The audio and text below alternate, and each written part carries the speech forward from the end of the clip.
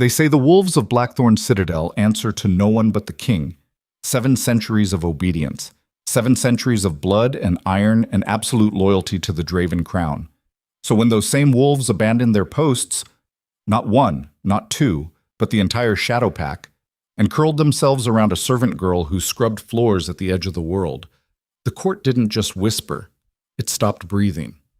This is the story of what happens when power chooses wrong, when the invisible finally gets seen, and when a king at war with every enemy outside his walls discovers the real rot was always inside. Stay until the end, like this if your city deserves a story worth telling. Drop your city in the comments. I want to know where my people are watching from. The first snow of the season fell on Blackthorn Citadel, the way most truths arrived in that empire. Quietly, without warning, settling over the stones like it had always belonged there. Seraphine Vale had lived inside those walls for 11 years. She knew the exact sound the east corridor made when the temperature dropped below freezing, a low groan from the granite like something enormous shifting in its sleep. She knew which serving trays the head steward counted twice and which ones he forgot. She knew the names of every wolf in the royal Shadow Pack, though none of the handlers had ever told her. She had learned them by listening, the way she had learned everything in this citadel, from the margins, from the gaps between what people said aloud and what they let slip when they believed no one worth remembering was nearby. Her name had not been spoken in the main hall in 3 years, possibly 4. She had stopped counting. Seraphine moved through the lower kitchens before dawn, her hands already raw from the cold water trough she had plunged them into twice that morning to get the linen clean for the third-floor guest chambers. The skin along her knuckles had cracked in 2 places, the kind of split that stung sharp when touched and ached dull when forgotten. She pressed them against her apron without thinking about it, the same way she pressed against most things that hurt, not hard enough to stop the pain, just hard enough to keep moving. "You missed a corner on the east runner," said the head steward, Aldous, without looking up from his ledger. He stood at the kitchen entrance with his back half turned, the way a man stands when he is delivering information he considers beneath the dignity of full eye contact. "Lady Voren's chamber," she noticed. "I'll fix it before morning assembly." "You'll fix it now." Seraphine didn't answer. She picked up the remaining bundle of folded linens, tucked them against her hip, and walked back toward the servant stairs. Aldous turned another page. He had already moved on. She doubted he would remember this exchange by the time she returned. That was the texture of her days. Correction without conversation. Instruction without acknowledgement. She existed in the citadel the way a threshold exists. Necessary for passage. Invisible the moment you stopped standing on it. She had not always understood this was strange. As a child brought in from a collapsed province at 8 years old, this had simply been the shape of the world. You were useful or you were nothing, and being useful meant staying small enough that your usefulness could be taken for granted. She had been very, very good at staying small. The east runner was a long strip of woven wool that ran the length of the third-floor corridor, dark red threaded with the Draven black serpent pattern. Seraphine knelt at the far corner and smoothed the edge flat against the baseboard, working her fingers into the fold with the same quiet efficiency she applied to everything. The corridor was empty. The torches burned low at this hour, their light orange and unsteady, and the shadows between them were deep enough to lean against. She heard them before she saw them, not footsteps. Breathing. She turned her head slowly, the way you turned your head when some older instinct told you that moving fast was the wrong call. 2 of the royal wolves stood at the far end of the corridor. Not pacing, not alerting, standing still with their full attention pointed at her. The large one, the one the handlers called Kael, with his coat the color of old ash and his eyes pale as river ice, and the younger female, smaller but faster, who Seraphine had privately named Sable for the darkness at her throat. They were not growling. They were not performing any of the behaviors she had been trained to recognize as threats. They were simply watching her the way very intelligent creatures watch something that has surprised them. "Go back to your posts," Seraphine said, keeping her voice level. Kael sat down. It was not the response she had been expecting. She stared at him. He stared back. Sable shifted her weight, and then, with what appeared to be a considered decision, sat down as well. Seraphine's hands were still pressed flat against the runner. She could feel the cold floor through the wool. She was aware that she was alone in a corridor at near midnight with two animals that outweighed her by a substantial margin. Animals that had been bred and trained over generations to protect the Draven bloodline and had allegedly killed 3 would-be assassins in the past decade without hesitation. She was also aware that she was not afraid. She could not entirely explain that. "I don't have anything for you," she said. Kael tilted his head approximately 15 degrees to the left. She went back to smoothing the runner. The 2 wolves did not move. By the time she finished, stood, and gathered her things to return downstairs, they had not moved. She walked past them at arm's length, close enough to feel the warmth radiating off Kael's flank. Neither wolf flinched. She did not look back as she descended the stairs. She told herself this was simply a strange night, and that strange nights happened in citadels where strange things had been accumulating for years, and that the correct response to a strange night was sleep and silence and not thinking about it again. She thought about it for the rest of the week. By the time the king's war party crossed the Velnath Pass and turned toward Blackthorn, the wolves had made a decision that no one in the citadel knew how to categorize. There were 7 of them in the shadow pack at full count. The handlers had noted with increasing alarm over the previous fortnight that all 7 had developed what they termed anomalous behavioral patterns, deserting patrol routes, refusing to maintain their assigned positions, congregating in the lower corridors and servant quarters at hours when they were supposed to be stationed at the throne room doors and the king's private chambers. When the head handler, a veteran named Osric who had worked with the pack for 15 years, attempted to investigate, he found something that he did not immediately report up the chain of command because he was not entirely sure how to phrase it. He found all 7 wolves asleep in a circle on the floor of the small storage room off the lower kitchen, where Seraphine Vale kept her cleaning supplies and a thin bedroll she had been sleeping on since the 3rd-floor servant dormitory developed a black mold problem that Aldous had not yet gotten around to having addressed. Seraphine was not there when Osric found them. She was on the 2nd floor doing the morning polish on the council chamber floors. Osric stood in the doorway of that small room for a long time. Kael, who was technically supposed to be chained at the throne room entrance, opened one pale eye and looked at him without apparent concern, then closed it again. Osric did not report this to anyone.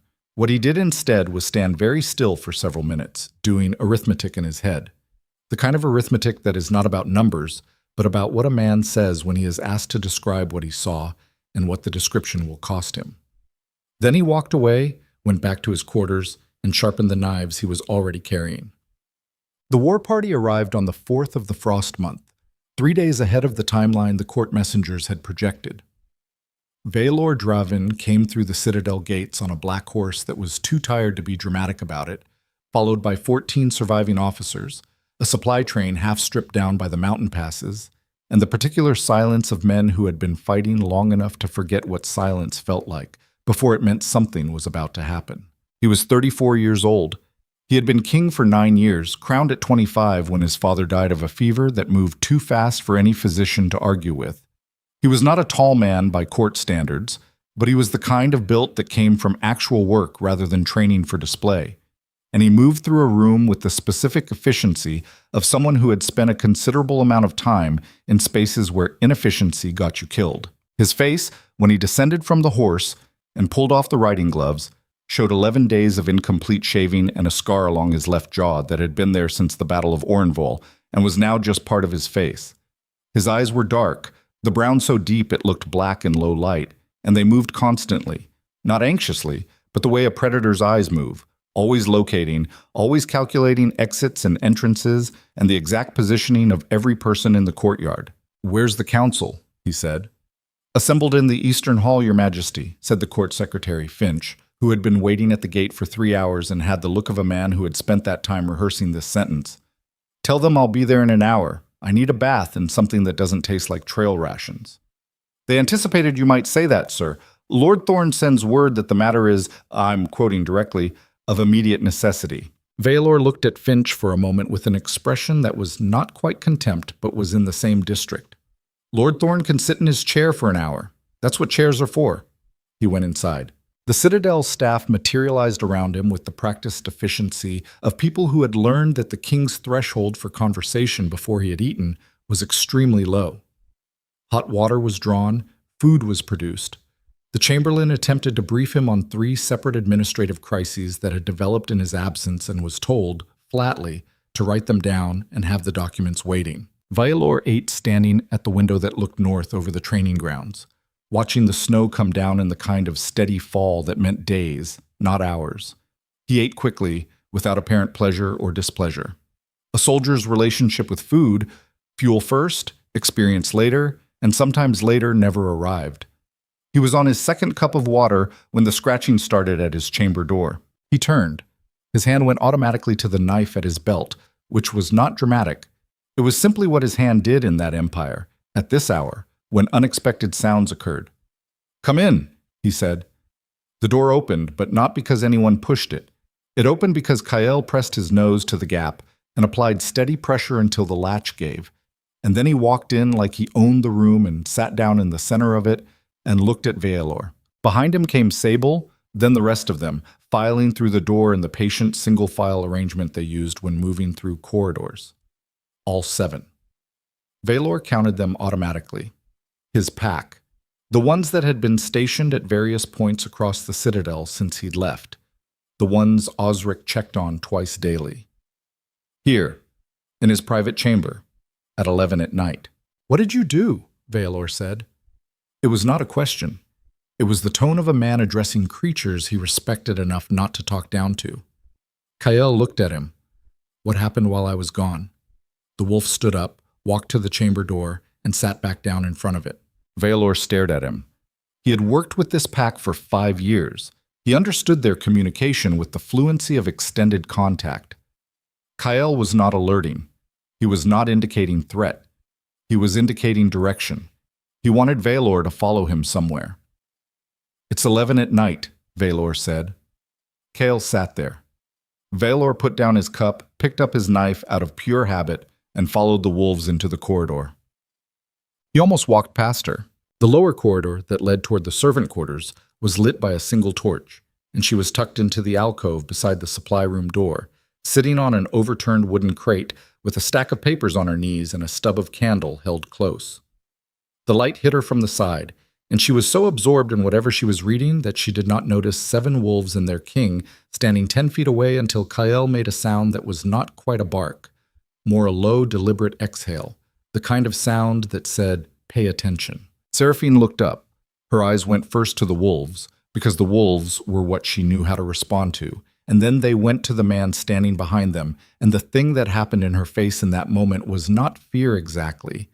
It was the expression of someone who has been very carefully not expecting anything for a very long time, and has suddenly been presented with evidence that this strategy may not have been as airtight as they believed. She stood up.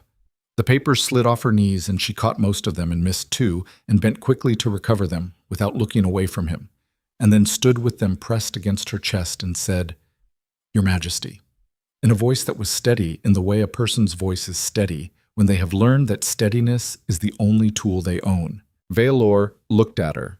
He looked at the wolves.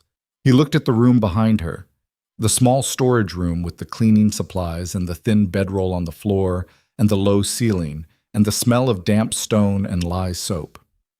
"You sleep in here?" he said. "The dormitory has a mold problem, sir." "Since when?" 6 weeks. A pause. "Aldous has it on the maintenance list. 6 weeks." He said it the way you repeat a thing that has just said something about the quality of your house's administration that you are going to need a moment with. "What are those papers?" The question landed differently than the others. She felt it land. The hand holding the papers tightened slightly. "Records, sir." "Records of what?" She looked at him for a moment that was 1 beat longer than deference usually permitted. He noted it. "Resource allocation reports," she said. "Military supply routes, provincial transfer orders, the past 8 years of distribution records for the eastern and northern provinces." The corridor was very quiet. Down the hall, one of the other wolves had settled onto the floor with the patient finality of an animal that expects to be here for a while. "Why do you have those?" Veilor said. "Because no one else was looking at them." The answer was direct, in a way that people in her position were not usually direct with him. He had been king for 9 years. He was accustomed to a particular quality of conversation from servants, a careful architecture of deference and indirection, every sentence pre-built to bear weight without appearing to. This woman was not building that architecture. She was just talking. "Who are you?" he said. "Seraphine Vale, sir. Third floor cleaning staff, reassigned to lower corridor maintenance 8 months ago." "I didn't ask your title." She was quiet for a moment. "Then I'm not sure I know how to answer the question." Kael walked forward and pressed the side of his large head against Seraphine's hip with the easy confidence of an animal that had decided whose gravity it operated within. She put one hand on the top of his skull without looking down, the gesture automatic, the grip of someone who had been doing it long enough for it to have no theater in it at all. Valor watched this for a moment. "Come to my study tomorrow morning," he said. "Bring those papers." "Sir?" "I'm not asking." "I understand that." She met his eyes. "I'm asking if I should be afraid." The question stopped him. Not because it was impertinent, it was completely pertinent, and they both understood that a servant woman with incriminating records being summoned by the king had every reason to ask it. It stopped him because it was honest in a way that required a specific kind of courage, the kind that wasn't dramatic, just accurate. "Not from me," he said. She held his gaze for another moment, running the calculation he could see her running, and then she nodded once. He walked back up the corridor toward the main wing. Behind him, Kael remained. The council meeting the next morning went the way council meetings had been going since Veilor was 26 years old, and learning the difference between the men who advised him and the men who were simply very skilled at appearing to advise him while actually steering their own interests into the current. Lord Malik Thorne sat at the left end of the council table in the position he had occupied through 3 major administrative restructurings, because he was excellent at making restructuring appear not to apply to him.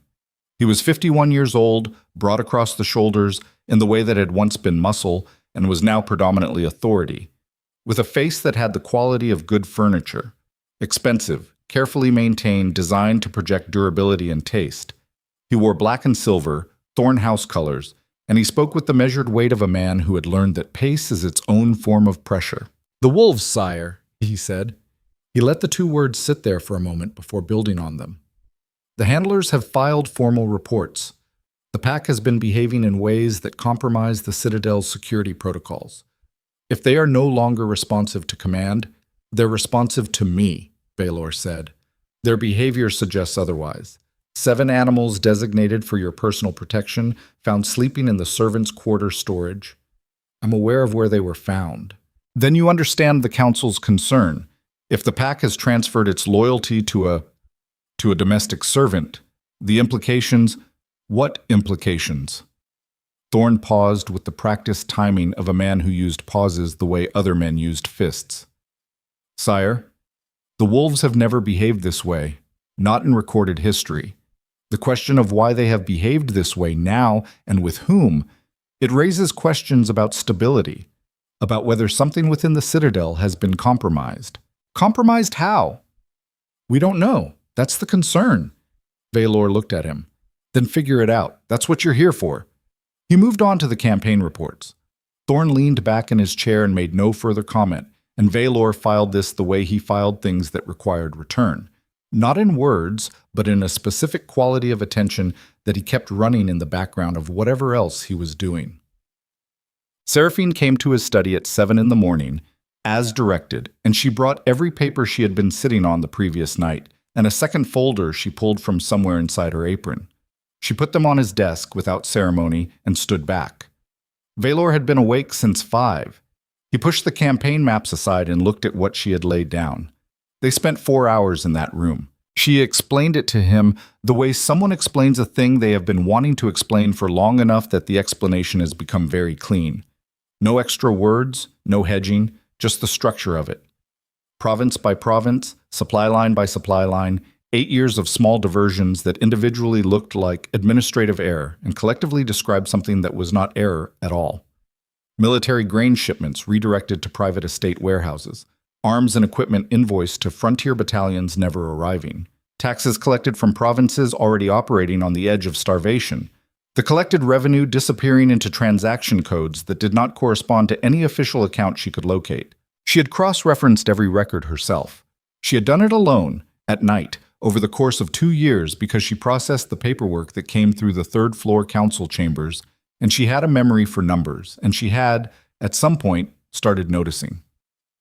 "Why didn't you bring this to anyone?" Valor said. "I did," Seraphine said, 2 years ago. I brought 3 pages of discrepancies to the deputy treasury clerk. And he told me I had misread the accounts. He was very kind about it." She paused. 2 weeks later, I was reassigned from third-floor administrative support to floor scrubbing. Aldous said it was a staffing adjustment. Valor was quiet for a moment. The fire in the study hearth cracked once, sharply. "The 3rd floor," he said. "That's where the council meets." "Yes, sir." "You were moved away from the place where you had access to those documents." "Yes, sir." "But you'd already copied them."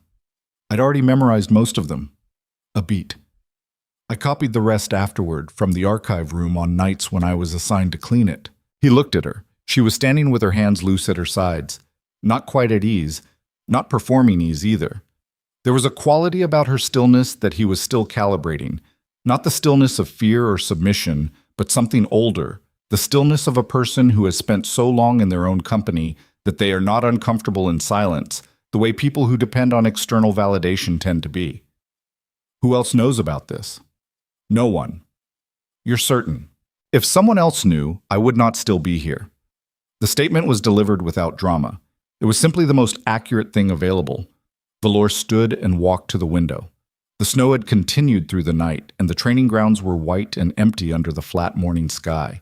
He stood there with his hands behind his back, doing the kind of thinking that required a fixed point to look at. Behind him, from the corner of the room where Kael had installed himself 3 hours ago, he heard the wolf shift and settle. "These supply routes," Valor said without turning. "The military ones. When did the diversions start?" "The earliest record I can document is 8 years ago. Some patterns suggest earlier, but I don't have the paperwork before that date." 8 years. 1 year before his coronation. He thought about his father, who had died of a fever that moved too fast, and he thought about the 8 years since, and he thought about the border campaigns he had been fighting, and the financing that had consistently come in thinner than projected, and the battalions that arrived under-equipped, and the explanations he had been given. He thought about the quality of those explanations. "You're going to stay in this citadel," he said. "Sir, if someone moved you out of range of those documents, and those documents say what I think they say, then your continued access to this building is the only thing that's kept you safe. If you leave—" "I know," she said. He turned around.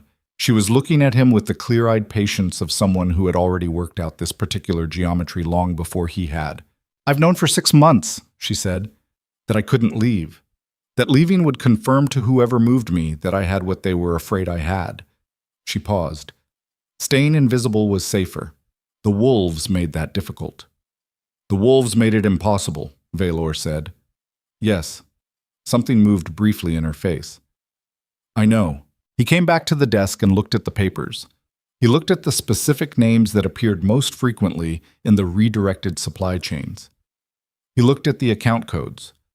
One of them began with the Thornhouse administrative prefix. He stood there for a moment with his hand flat on the page. Then he said, "I need you to tell me everything you remember, starting from the beginning, every detail." "That will take several days." "Then we'll start now." She sat down across from him, the first time she had sat in his presence uninvited, and she did it with the same quality she did everything else, not defiant, not apologetic, just functional, just present. Kael got up from the corner and lay down beside her chair. Valor started writing.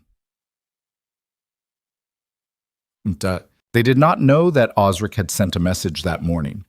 They did not know that the message had gone to Lord Malik Thorne's personal courier, folded twice inside a supply request that would not be examined.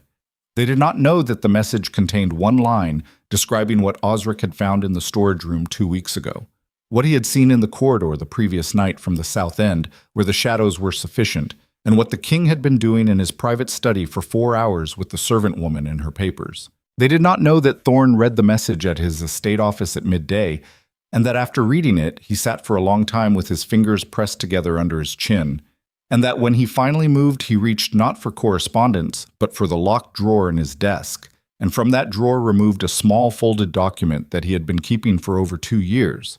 a document that detailed the existing contingency plans for a variety of political situations, including the situation that now appeared to be materializing. They did not know any of this. What Seraphine did know, by the end of that first long day in the study with the fire burning low and the papers spread across the desk, was that she had spent 2 years carrying this weight alone and had now placed it in the hands of the one person in the empire with the power and the legitimate authority to act on it.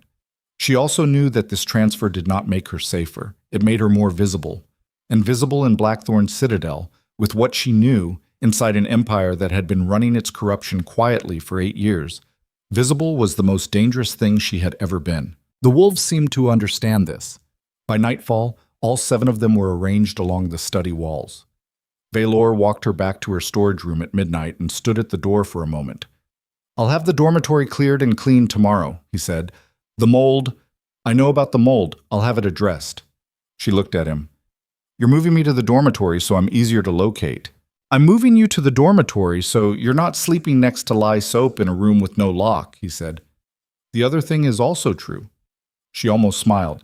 It was not quite a smile, but it was adjacent. "Good night, sir," she said. "Valor?" he said. She looked at him. "In private," he said. "When it's just us, and the situation warrants it, you can use the name." She was quiet for a moment. "Good night, Valor." He walked back up the corridor. He got 20 steps before he heard the sound, not from behind him, not from Seraphine's direction, but from above, from the ceiling level where the old ventilation channels ran through the walls of the lower wing, the channels that the original architects had built for air movement and that various people over the years had found useful for other things. The sound of movement, very quiet, very deliberate. Valor stopped walking. He stood in the middle of the corridor for 3 seconds. Then he turned and walked back to the storage room door very quickly, and he did not knock.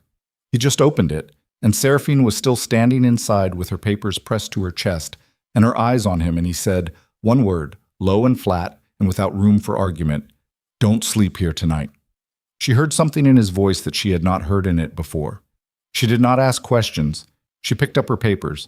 3 floors above them, in a channel built into the walls of Blackthorn Citadel 600 years ago, something moved in the dark toward the lower wing and stopped, and waited. Seraphine moved fast because he was moving fast, and she had learned years ago that in Blackthorn Citadel, the correct response to urgency from someone who understood the Citadel better than you did was not questions.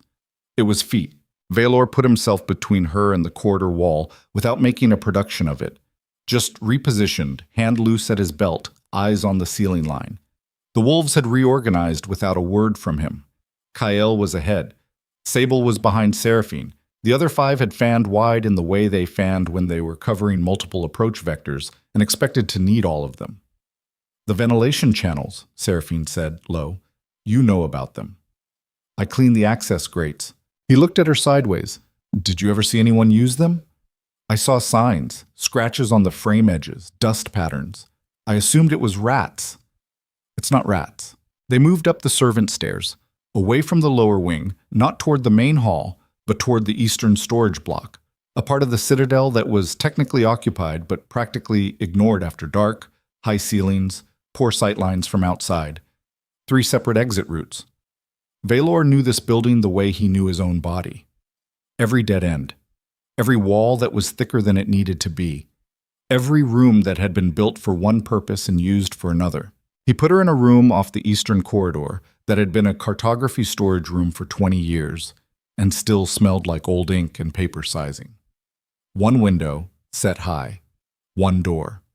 He checked the grate on the interior wall vent and found it clean, no scratches, no disturbance in the dust along the frame edge. He checked it twice. "Sit down," he said. "I'd rather stand." That wasn't a suggestion. She sat. Not because she was afraid of him. He could see that clearly enough. She sat because she was doing the same calculation he was doing, and she had arrived at the same conclusion, that arguing right now was a waste of resources neither of them had to burn. He stood at the door with his back to her and listened to the citadel. A building this old had a sound. Not one sound, but 1,000 layered sounds that a person who had grown up in it or lived in it long enough learned to read the way you read weather. He knew the baseline. He knew what the East Block sounded like at midnight when everything was normal. The heating ducts. The specific resonance of the granite when the temperature differential between outside and inside reached a certain point. The almost inaudible sound of the overnight kitchen staff moving through the service corridor 1 floor below. What he was hearing now had one element that didn't belong. "Someone's in the main ventilation channel," he said. "Ground level, moving south. Away from us. Away from where we were." He turned around. "They tracked where I went after leaving the council wing. Not where I went tonight. They had the target wrong." Seraphine was looking at him with the focused quiet of someone running data. Her hands were in her lap, papers still pressed flat under her forearms. There was a scrape on her right wrist he hadn't noticed before, old and healed to a scar, the kind of mark that came from work rather than violence. She had the physical vocabulary of someone who had been doing hard labor for most of her adult life. Not injured, just built that way. Efficient, compact, nothing wasted. "They were going to my room," she said. "Yes." "To find the papers. Or to find you."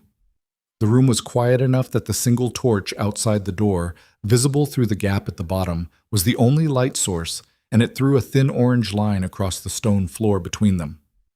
"How long have they known I have those records?" she said. "Since you tried to show them to the Treasury clerk?" He said it without softening it, because she did not appear to want it softened, and because softening it would be a disservice to her intelligence. 2 years. Someone's known for 2 years. Then why am I still alive? The question landed in the room and sat there. "Because dead servants get investigated," Valor said. "Missing servants get forgotten. They were waiting for a reason to move you out of the citadel that didn't require explaining a body. And the wolves made that impossible. The wolves made you visible." He paused. "Which is the only reason you're still breathing, and also the reason someone is currently in my walls." She was quiet for a moment. The scar on her wrist caught the faint light, and he found himself looking at it, cataloging it, the way he cataloged threats and assets and things that required continued attention.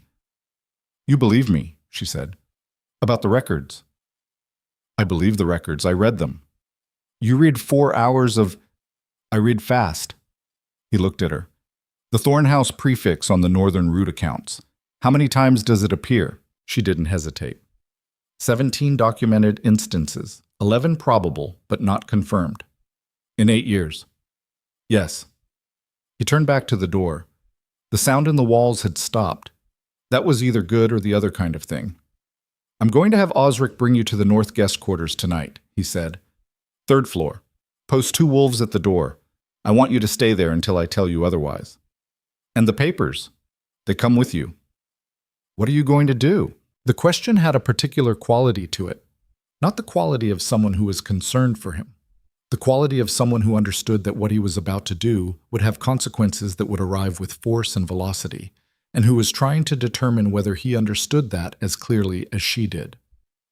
"I'm going to find out who was in my walls tonight," he said. And then I'm going to have a conversation with Lord Thorn." She was quiet for a long moment. "He'll deny it," she said. "Everything I have is indirect. Supply chains and account codes.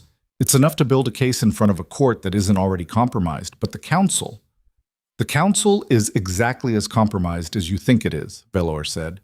"I've known that for 3 years. She stared at him. "I didn't know the mechanism," he said. "I didn't have the paper trail.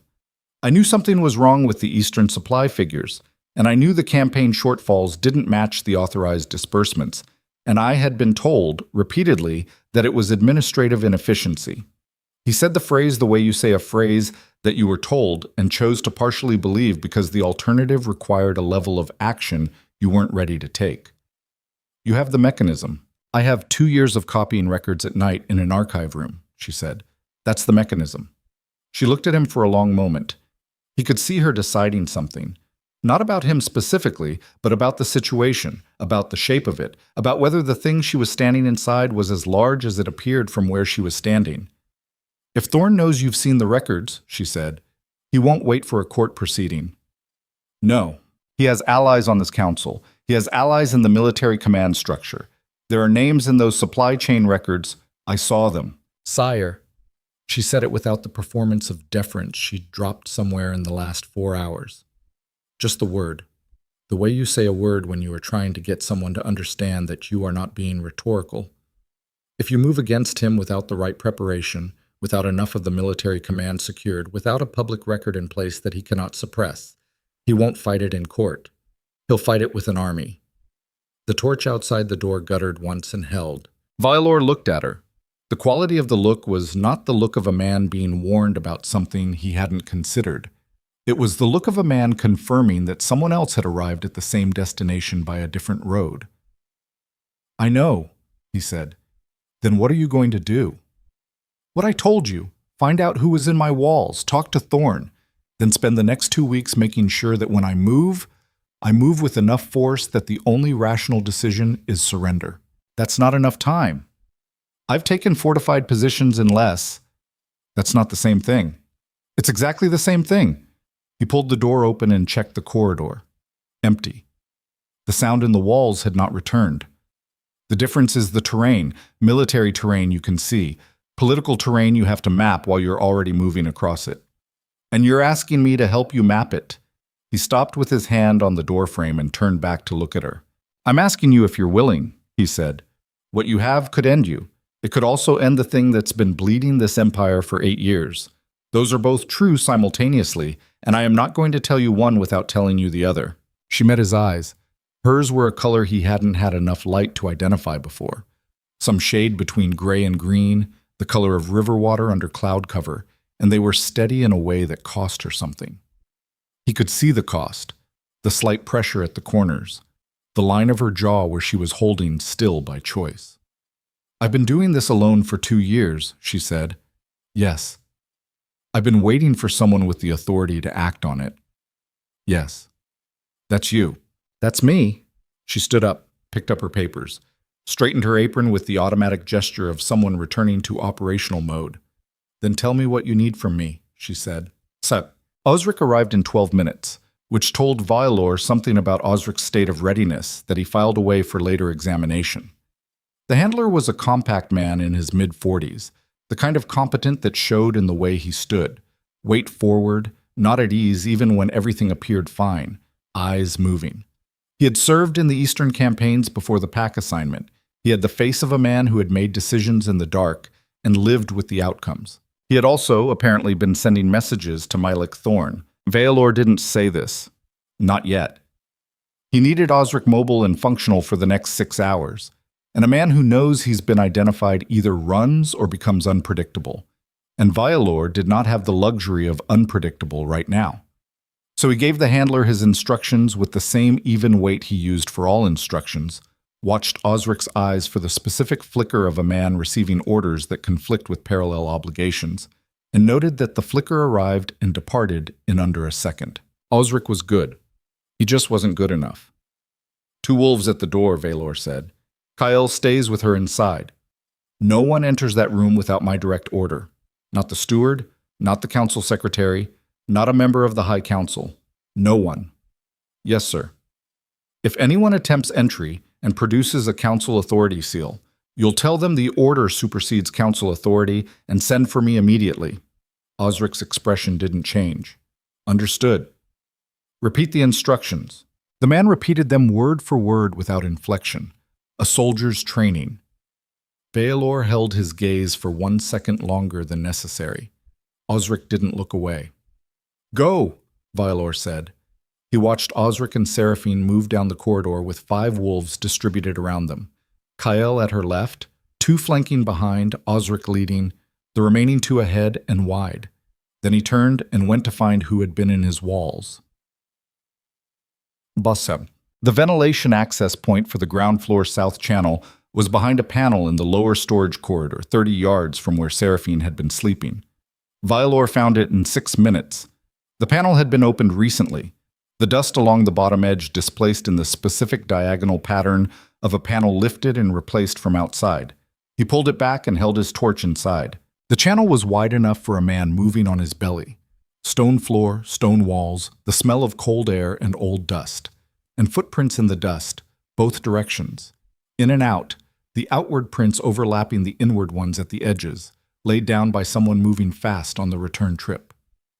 He followed the channel with the torch for 30 feet until it branched. The right branch led up toward the second floor. The left branch continued south. The footprints went left. He followed them to the south exit point, another access panel, this one opening into the exterior maintenance corridor that ran along the back wall of the Citadel's south wing. A corridor used by stoneworkers and seasonal maintenance crews. A corridor with a door that opened onto the outer courtyard. The door was unlocked. The lock had been oiled recently. No rust, no stiffness. Someone had been maintaining this exit for a while. Violor stood in the cold of the maintenance corridor with the torch held low and thought about the precise arithmetic of this. Someone with advanced knowledge of the Citadel's architecture. Someone with regular access to maintain a prepared exit route.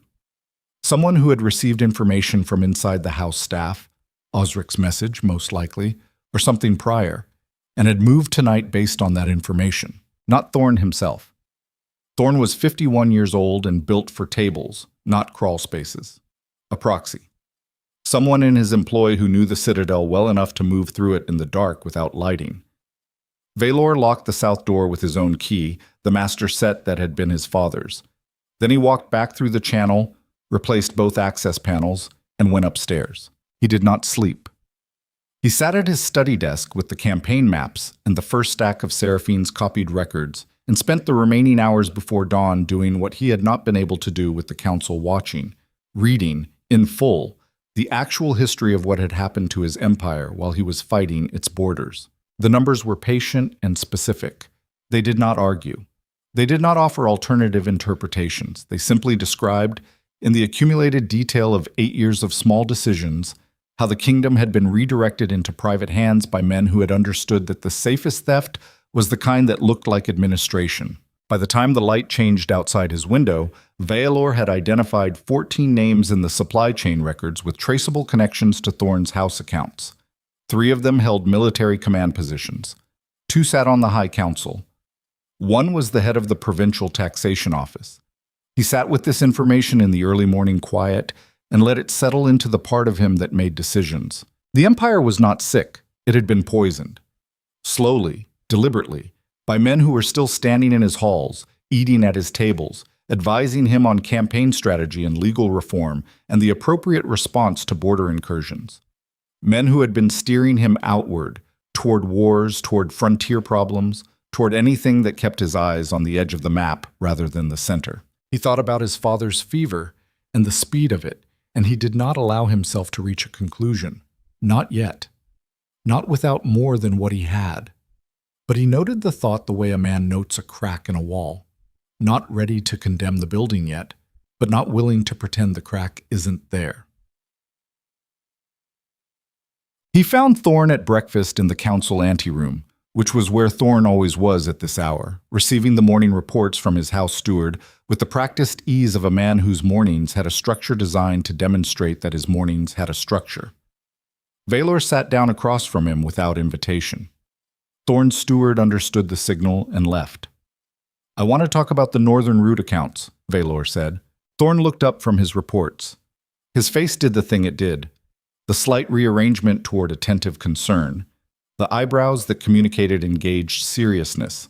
He was very good at it. He had been doing it for 9 years. "Of course, sire. Is there a specific discrepancy?" "Account code prefix TH7 through TH23. Northern distribution lines. Military grain shipments, 412 tons over 7 years. I want to know where they went." Thorn was quiet for exactly 1 beat. It was a very controlled beat. If Valor hadn't been watching for it, he might have registered it as nothing.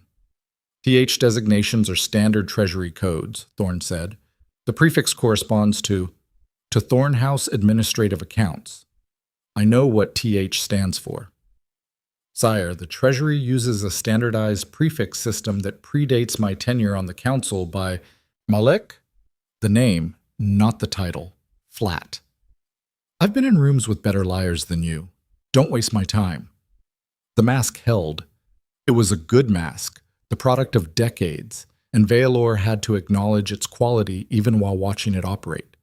Thorn's breathing didn't change. His hands on the table remained still.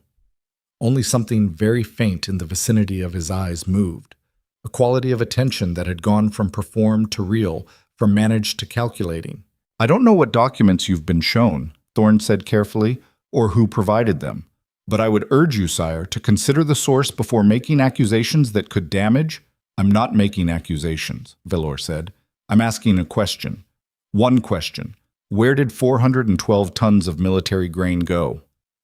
I would need to review the specific records. I'll have them sent to you. That would be by noon today, Valor stood. I expect a full accounting by the council session tomorrow morning. Written, complete, with supporting documentation. He left without waiting for a response. Behind him, in the anteroom that was suddenly quiet, Milik Thorne sat with his hands on the table and his breakfast cooling in front of him, and the calculation behind his eyes moved through its stages with the speed of a man who had been running contingency planning for this moment for longer than the king knew. He reached the end of the calculation in approximately 90 seconds. Then he sent for his courier. Seraphine heard the knock at the north guest quarter door at 2 hours past midday. Not the door itself, but the specific pattern of 2 knocks, 1 pause, 2 knocks, that Valor had established that morning as his signal. She was at the desk with the records sorted into categories. The work of the previous night continued, the same deliberate mapping she had been doing alone for 2 years now, with the difference that she was now mapping it for a specific purpose, rather than simply to keep the shape of it clear in her own head. She had always known that knowing a thing was not the same as being able to use the knowledge. She had known, for 2 years, that the knowledge would only matter when it reached someone with the authority and the will to act on it. She had built her whole careful survival around that understanding, staying in the building, staying invisible, keeping the records intact, waiting. The waiting was over. She opened the door. Violor came in and sat down in the chair she vacated, looked at the sorted records on the desk, and said, without preamble, "He's moving." She stood beside the desk. "You confronted him." I gave him an impossible request and a noon deadline and watched him decide what to do about it. He's already sent a courier. To who? I have someone on that. He looked up. How many of the council members in your records have military connections? Definitive connections, 3. Probable, 5. Tell me the 3 definitive, she told him. He did not write them down. He held them in his head with the same efficiency he applied to everything. Seraphine had noticed this about him, the way information entered him and stayed, organized and accessible, as if his memory was simply better organized storage than most people's. Garrison Commander Tevin holds the Eastern Gatewatch rotation, he said. If Thorne moves troops toward the city, Tevin's the first unlock. He's in the records, grain shipment diversions, his personal estate warehouse in Mirhold Province. I know. A pause. I need to get to the garrison officers below Tevin before Thorne gets to Tevin. Tonight. That's fast. Everything is fast now. I tipped the table this morning. Whatever timeline he was running is compressed. He looked at her directly. I need you to write down every specific record reference you have on Tevin, Councillors Paris and Drent, and the taxation office head, Aldrich Vane. Full detail. Everything you can give me by tonight. I can do that. And I need the originals. She was quiet for a moment. Not the copies, he said. I need you to tell me where the originals are. The actual administrative records, not your transcriptions. They're in the lower archive room, she said. Filing cabinet 7, eastern wall. I never moved them because moving them would have confirmed that you knew what they meant. He nodded. I need them secured before Thorne's people get there. If he's sending couriers, the archive room is on his list. She was already calculating it. The archive room is open to council administrative staff until the evening bell. Anyone with a council seal can access the filing cabinets, including Thorne, including anyone he sends. Then we move on it now. He stood. Can you get me to cabinet 7 without going through the main council wing corridor? She looked at him. I've been cleaning that building for 3 years. Yes or no? Yes, she said. He moved to the door. She was right behind him. In the east corridor outside, Kael fell into step at her left without being called.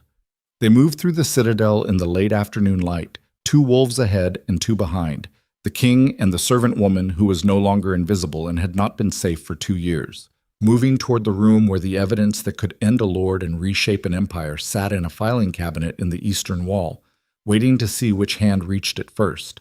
They were 4 corridors away when Seraphine heard it. The sound she had learned to recognize the hard way, the sound she associated with the specific geography of the lower archive hall. Footsteps. Already inside. Moving fast. She grabbed Valor's arm without thinking about protocol. "Someone's already in there," she said. He didn't stop moving. He moved faster. "How many ways in?" he said. "Two. East door and the south maintenance access." "Which one are we heading to?" "East. Take me to the south." She turned without breaking stride, redirected him through the adjacent corridor, the narrow one the council staff never used because it required ducking under a low beam near the entrance, and they came through the south maintenance door into the archive room from the back. The east door was open, the overhead lamps were lit. Filing cabinet 7 stood with its front drawer pulled out, papers spilled across the floor in the haste of someone searching fast.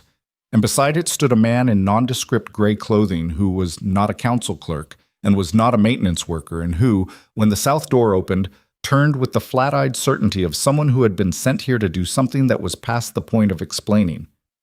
He had a knife. Kael moved. The man barely had time to register the wolf before Kael hit him at chest height and took him to the floor and held him there with a weight and a stillness that left no ambiguity about the nature of the choice available. Valor crossed the room in 4 strides and had the man's knife wrist pinned to the floor before the man had finished processing that the wolf wasn't going to kill him immediately. "Who sent you?" Valor said. The man said nothing. His face was the face of someone who had done this before and understood that silence was sometimes the only card left.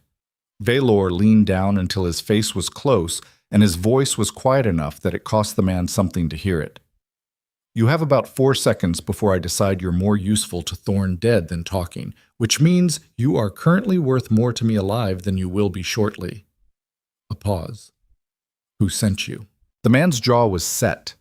His eyes went once to Seraphine, standing at the south door with the original records now pressed against her chest. She had recovered them from the floor while Valor was crossing the room, fast and quiet and completely without drama. The man's eyes registered this with the specific expression of someone calculating a failure. "Osric," the man said. The name landed in the room. Valor did not look at Seraphine.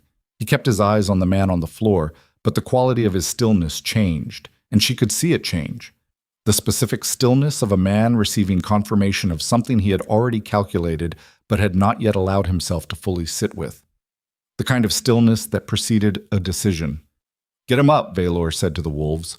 He stood, turned, and met Seraphine's eyes for a moment. "The north quarters," he said. "Kael stays with you. Don't open the door for anyone." Valor, "I know," he said. "I know what this means." He picked up the scattered papers that remained on the floor, stacked them with quick precision, and handed them to her. Then he walked out the east door with the man in gray and the remaining wolves, and his footsteps went down the corridor fast and certain and without hesitation. The footsteps of a man who had made a decision he was not going to unmake. Behind him, in the archive room, Seraphine stood with the original records in her arms and understood, with the cold clarity that had been her primary survival tool for 11 years, that what had just happened was not a turning point. It was the end of the last road back. By morning, Malik Thorn would know that his man had been taken. He would know that the records were secured. He would know that Valor had been inside the archive room tonight with the servant woman and the wolves, and he would know, with the certainty of a man who had been running contingency plans for 8 years, that the path of negotiation and patience was closed. There was only one road left available to a man like Thorn when the soft options ran out. She pressed the records against her chest and walked back to the north quarters and did not let herself think too far ahead. She had learned a long time ago that thinking too far ahead in Blackthorn Citadel was how people got lost. You moved. You stayed upright. You held on to what mattered. The rest was tomorrow's problem. But tomorrow was already coming fast. Osric did not run. That was the first thing that told Valor something was wrong with the shape of this. Not wrong in the direction of innocence, but wrong in the direction of something more complicated than a man caught in a single act of disloyalty. A guilty man who believes he has been discovered runs or lies with the frantic creativity of someone improvising.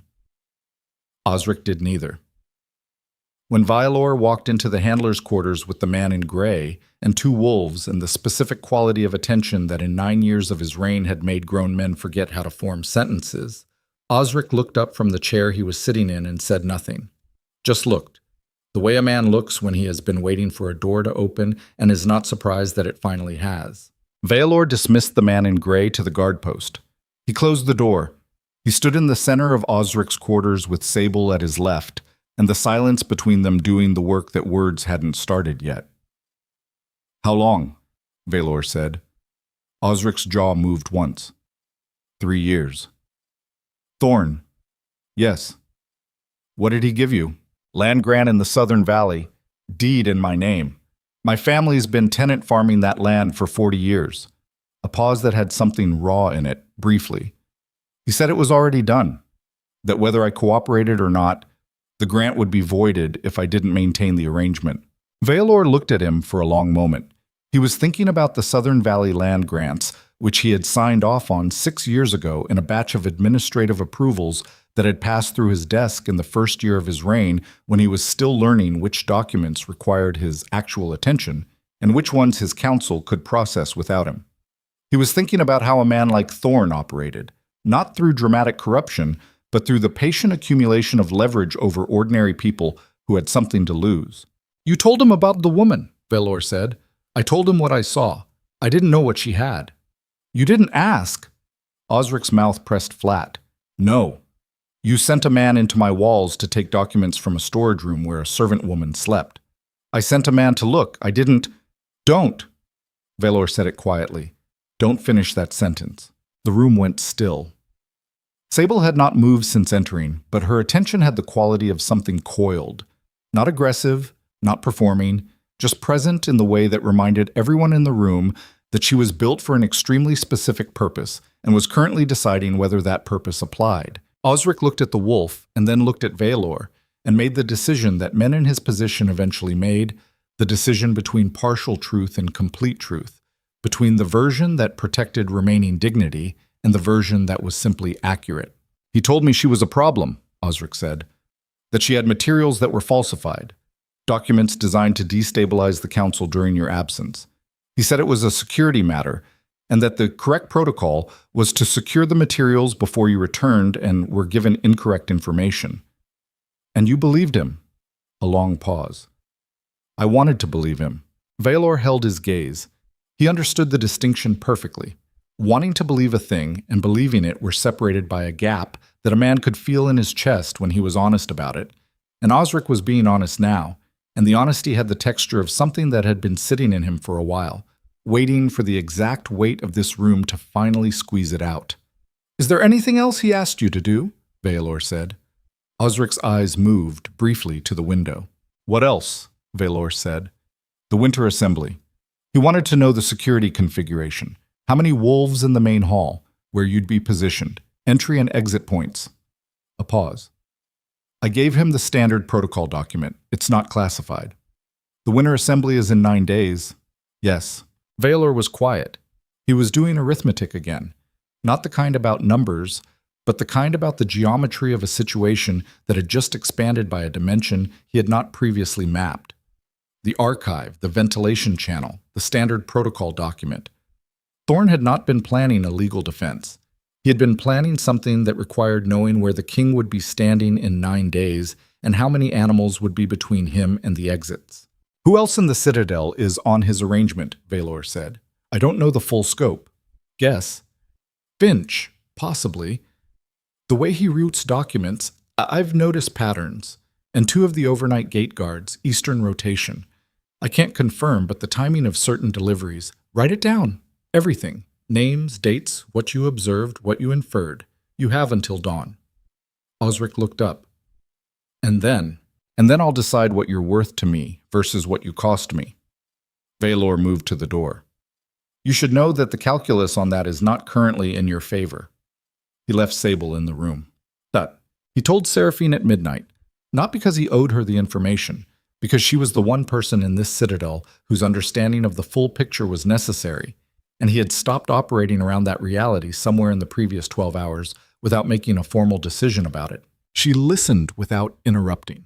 She sat at the desk in the north guest quarters with her hands flat on the records and her face doing the thing it did when she was processing. Not blank, but internal, the kind of focused stillness that had nothing performative in it. When he finished, she said, "The Winter Assembly." Yes. He's going to move at the assembly. That's the current reading. With what? If he's documented in the supply records, if you present those to the council, he's not going to let me get to the council. Valor sat on the edge of the desk, not at it. A posture that was not king at work, but something more lateral, more operational. If he's asked Osric for the security configuration, he's past the point of legal strategy. He's planning a public moment, something that happens in front of witnesses before I can convene a proceeding. Seraphine was quiet for a moment. An accusation. Or an action. What kind of action?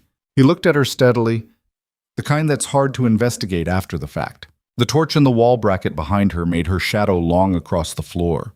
She held his gaze and he could see her working through it.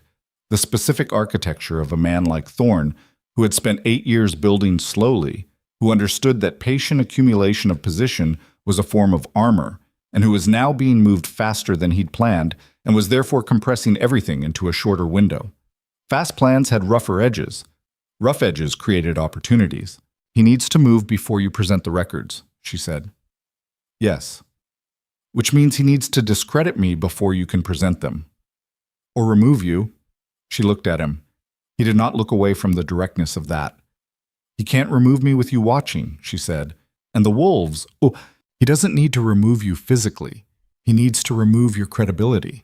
If he can establish, in front of the council and the court, that you are a destabilizing element, a servant woman who has been manipulating the king, who fabricated documents, who used unknown means to subvert the royal wolves, he paused. A public accusation. Before I can table the supply chain evidence, he establishes the frame first, and then everything I try to present looks like a king who's been compromised. The room was quiet enough that she could hear the wolves in the corridor outside, the specific sound of large animals shifting weight on stone. Seraphine pressed her hands flat on the records. She was thinking about 2 years of work. She was thinking about the night she had tried to show 3 pages to the treasury clerk and had been reassigned to floor scrubbing within a fortnight. She was thinking about all the times she had stayed small, stayed invisible, stayed within the margins of what a person in her position was supposed to occupy, and how none of that careful calibration had ultimately mattered, because the moment the wolves had sat down in the corridor and looked at her, the margin she had been living inside had closed. What do you need? She said. I need to get ahead of him, Valor said, before the assembly. I need to present the records in a context where he cannot reframe them. Public record, before witnesses he can't control, where the evidence speaks before he can establish the counter-narrative. He paused. The assembly itself. She looked at him sharply. I know what I'm asking, he said. You're asking me to stand in the main hall. I'm asking you to stand beside me in the main hall. The silence that followed was a different kind of silence, not the silence of thinking, the silence of understanding, arriving, and needing a moment to be fully received. She looked down at the records on the desk, then back up at him. That will not end quietly, she said. No. The council will revolt. Thorn will... I know what Thorn will do. His voice was even. I have 9 days to secure enough of the military command that what Thorn does becomes a rebellion rather than a correction. That's the work. That's what the next 9 days are. And if you can't secure enough of them, then the assembly becomes the point of no return regardless. She looked at him for a long moment. He looked back. There was something in the room between them that was not comfortable and was not resolved and was also not going away. You chose this, she said. Not an accusation, just accurate. I chose to read what you handed me, he said. What happened after that wasn't a choice. It was just the next thing the truth required. The next 3 days moved with the particular velocity of a situation that has decided it is no longer waiting for anyone's permission. Valor worked the garrison officers in the manner of a man who had learned campaigning, not through announcement, but through individual conversation, through the accumulation of specific trust that came from a king who knew your posting and your record and your name without being reminded. He moved through the lower officer ranks the way water moves through stone, persistent and without visible drama. And by the end of the second day, he had 8 confirmed loyalists in the eastern garrison and 4 probables in the western. He did not tell them everything. He told them enough. He told them there was a council-level corruption matter reaching resolution at the Winter Assembly, that their loyalty to the crown rather than to specific council members was the issue at stake, and that any orders received from Lord Thorne or his proxies in the next 9 days regarding troop movement or redeployment should be referred to him directly before execution. Most of them agreed without hesitation. 2 of them hesitated in the way that confirmed they had already received preliminary communication from Thorne's direction, and those 2 he reassigned to a frontier inspection that would keep them comfortably distant from Blackthorn for the relevant window. Seraphine worked differently. She had been a servant in this building for 11 years. She knew which administrative clerks handled which filing systems. She knew which junior council staff had been passed over for advancement in ways they had not forgotten. She knew the name of the head archivist's daughter, who had applied twice for a scholarship position that had gone to a candidate with better council connections and worse qualifications. She knew these things the way you know things when you have existed in the margins of a place long enough, not through intelligence operations, but through the simple accumulation of a decade of human observation, the kind that is only available to people who other people have decided are not worth performing for. She spent 3 days in careful, specific conversation. Nothing she said was untrue. Nothing she said was actionable if overheard. She simply put certain things into the awareness of certain people, the way you open a window and let a draft find its own way through a room. On the 4th day, Veilor found her at the North Quarter desk at 2 in the morning with the records reorganized into a new structure, not by time period or route, as she had originally arranged them, but by council member. Each name with its corresponding documentation, each chain of evidence laid out in the precise, sequential order that would be most navigable for a public reading. He looked at it for a moment. "You reorganized for presentation," he said. "I reorganized for a room full of people who have about 4 minutes of attention before they start looking for the exits." She did not look up. "If you're going to present this at the assembly, the sequence matters. You need to establish the first name in the first 90 seconds. Something they can verify on the spot. Something undeniable. After that, the room will be listening." "Which name?" "Vane," she said, "the taxation office head. His diversions are the most documented and the most verifiable because he was sloppy in the early years before he understood the system well enough to be careful. 12 independent transaction records, 3 separate administrative systems, all cross-referenced.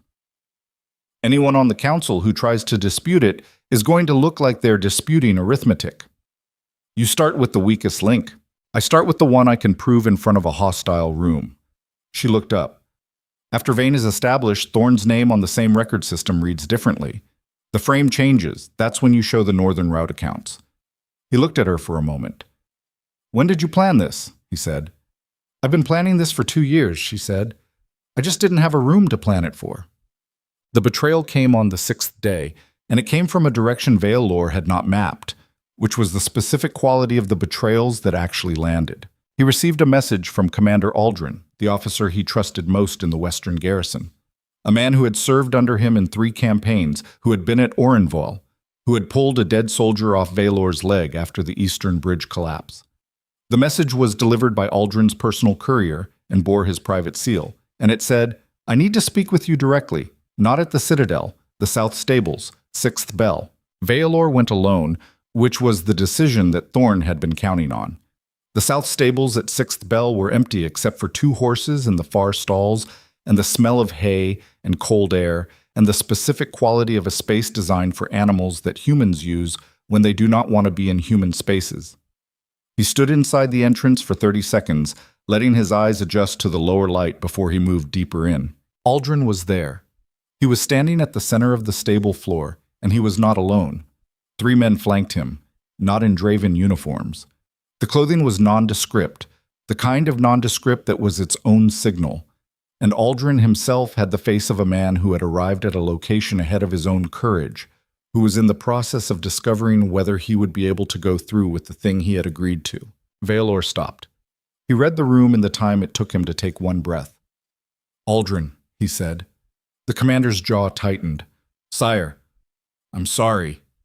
The apology was real. It had the weight of something that cost more than he'd expected it to. "He has my son. He's had him for 2 days." The 3 men moved.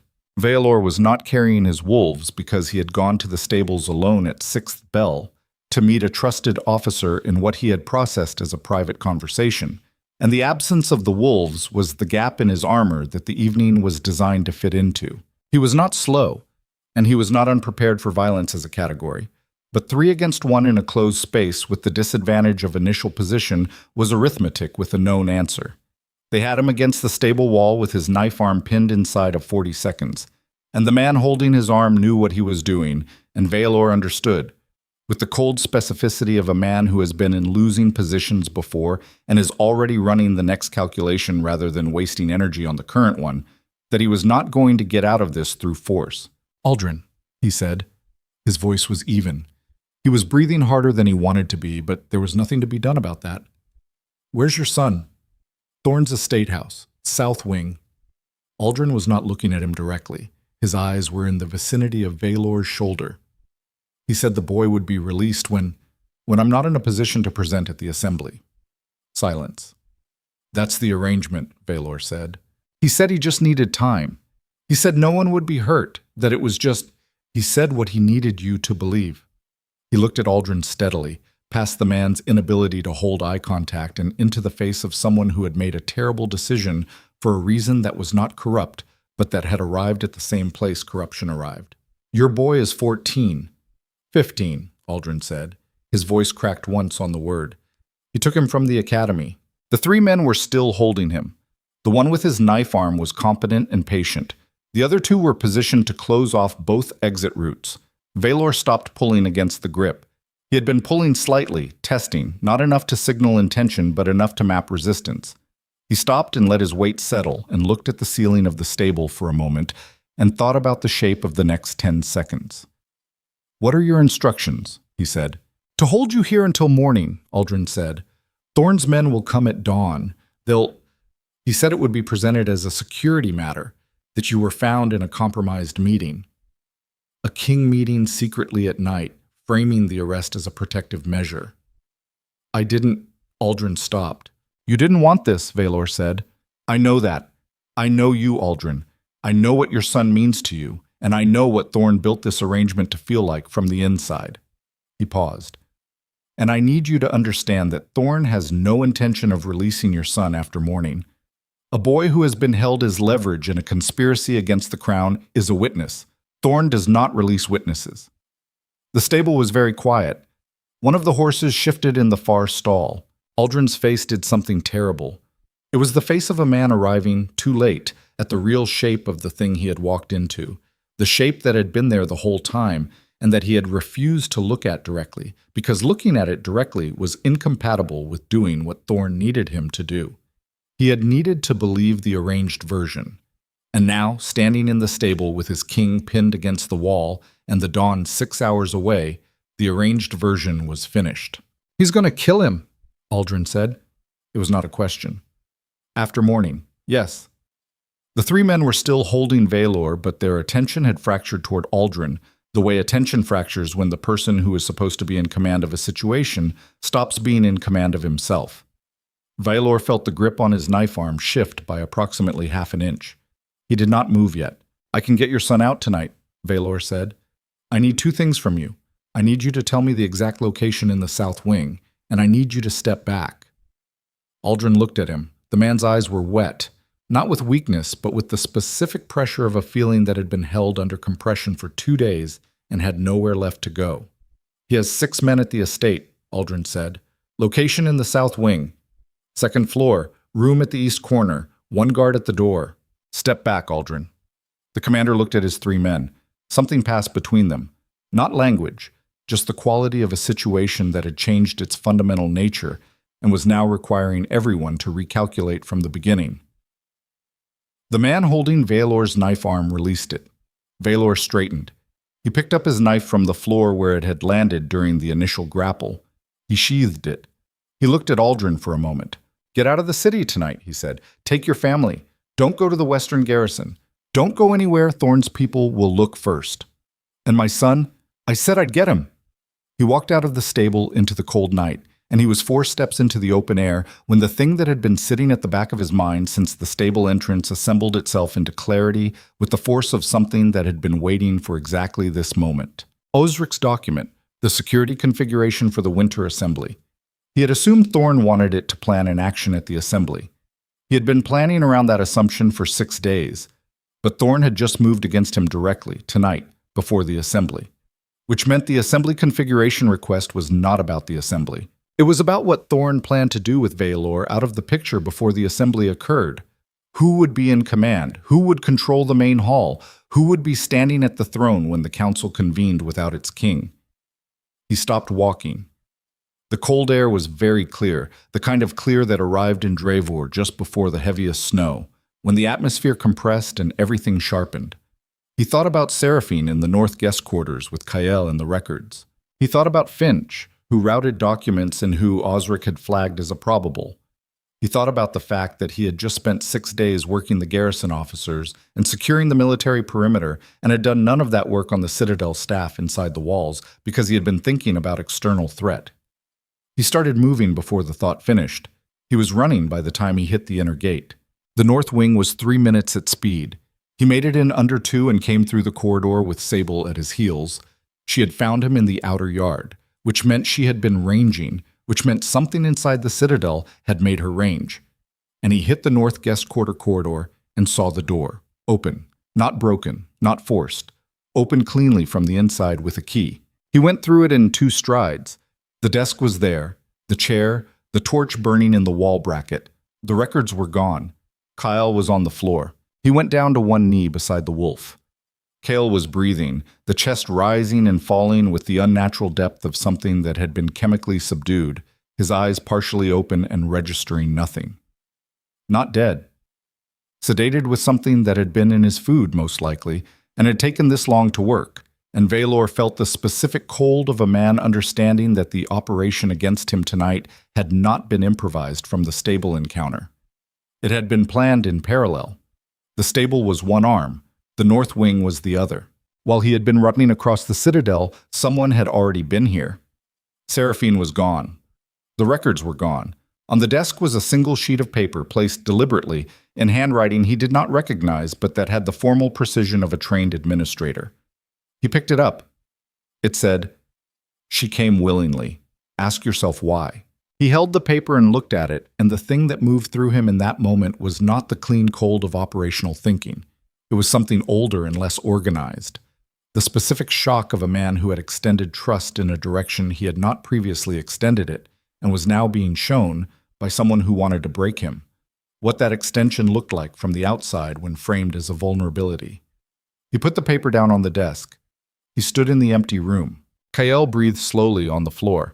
Every calculation he had built for 6 days, the garrison officers, the record sequence, the assembly plan, the 9 days of careful preparation, was built on the assumption that the records were in hand and the woman who understood them was intact. Without the records, he had a king's word against a lord's well-maintained innocence. Without Seraphine, he had no one who could stand in front of the council and describe the mechanism of 8 years of theft in the specific, cross-referenced, irrefutable detail that made it impossible to dismiss. Thorn had taken both in the same night, and he had left a note designed to plant a specific question in the place where certainty had been. Valor looked at the note on the desk and understood what it was.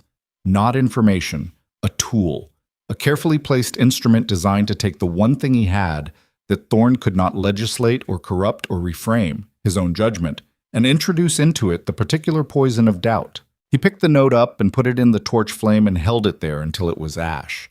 Then he stood in the empty room with his burned fingers and the unconscious wolf and the knowledge that tomorrow morning, when he should have been 9 days from presenting the case that would end Malik Thorn, he was instead standing in a gutted position with no records, no key witness, and a trap waiting at dawn in the south stables that Thorn's men would arrive at to find empty. There was a version of this moment where a man made conservative decisions, pulled back, secured what he had, waited for a better position. That version ended with Seraphine wherever Thorn had put her, with a boy named Aldrin's son in a room in the east corner of an estate house, and with an empire that would keep bleeding in the quiet, careful way it had been bleeding for 8 years because the man who had been positioned to stop it had decided the cost of stopping it was higher than he was willing to pay. Valor Draven had been a king for 9 years. He had been many things in those 9 years.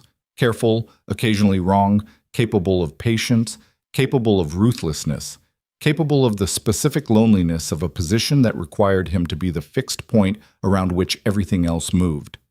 He had never been the kind of man who waited for a better position when people were in rooms in east corners. He left the north quarters at a walk that was the precursor to something faster, and in his chest the thing that had been operating as strategy for 6 days was shifting its nature, becoming less architecture and more velocity. The feeling of a man who has run out of careful options and is now moving toward the only kind that remain. The kind that do not leave room for half measures. The kind from which there is, in fact, no return. He went to the estate house first, not because it was tactically optimal, because a boy was in a room in the east corner and Thorne's men would be moving the moment they understood the stable operation had failed, and a boy who was no longer useful as leverage became a liability the moment that calculation changed.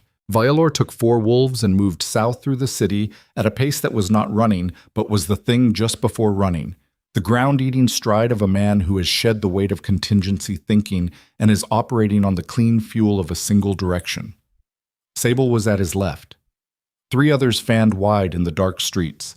The city at this hour was near silent, the kind of silence that belonged to the hours between last bell and dawn, when even the working poor were sleeping, and their movement through it was fast and shadow-close and did not announce itself. The Thorne estate house was a secondary property, not the main hall, a tall, narrow building in the administrative quarter used for overflow staff and apparently for the housing of leverage. Stone face, iron-barred ground-floor windows, a single entrance on the south side with the lamp burning low above the door. 2 men visible. One at the door, one at the corner of the building with his back partly turned, watching the street approach from the west. Vailor stopped at the edge of the adjacent alley and looked at the building for approximately 8 seconds. 6 men inside, Aldrin had said. 1 at the door to the room, the street-facing 2 he could see. 3 unaccounted for. He thought about the note on the desk. She came willingly. Ask yourself why. He did not spend time on the question. Not here, not now. That question was designed to be thought about in still rooms, and he was not in a still room. He was in an alley with 4 wolves and a building to enter, and the note had done its work and failed at it simultaneously, because the work it was designed to do required him to be the kind of man who stopped moving when doubt arrived, and he was not, and had never been, that kind of man. He sent 2 wolves around the east side of the building without a word. Sable and the gray one, Tor, who was quieter than the others and faster in enclosed spaces. The remaining 2 he kept close. Then he walked to the front door. The man at the door had time to register his presence and open his mouth and do nothing else before Vailor had him by the collar and against the wall with his knife at the man's throat. Not cutting, just present. The kind of pressure that communicates very clearly that the decision about whether to cut is entirely yours and is currently being held in suspension. How many inside? Valor said. The man's throat moved under the blade. 4. The boy. East corner, 2nd floor. Yes. Who's with him? 1 man? Fen. He's armed.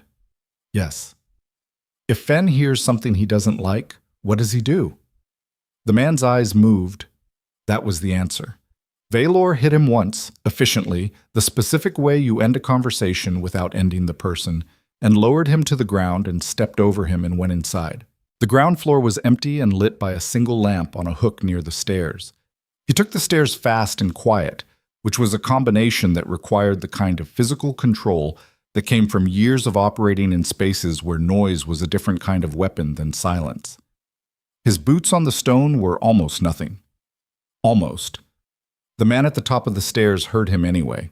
He came around the corner fast, and he was carrying a short blade, and he knew how to use it, which Vailor assessed in the half-second before contact and then adjusted for not a trained soldier, but a man who had been in enough situations to have developed a working knowledge of close-quarters violence.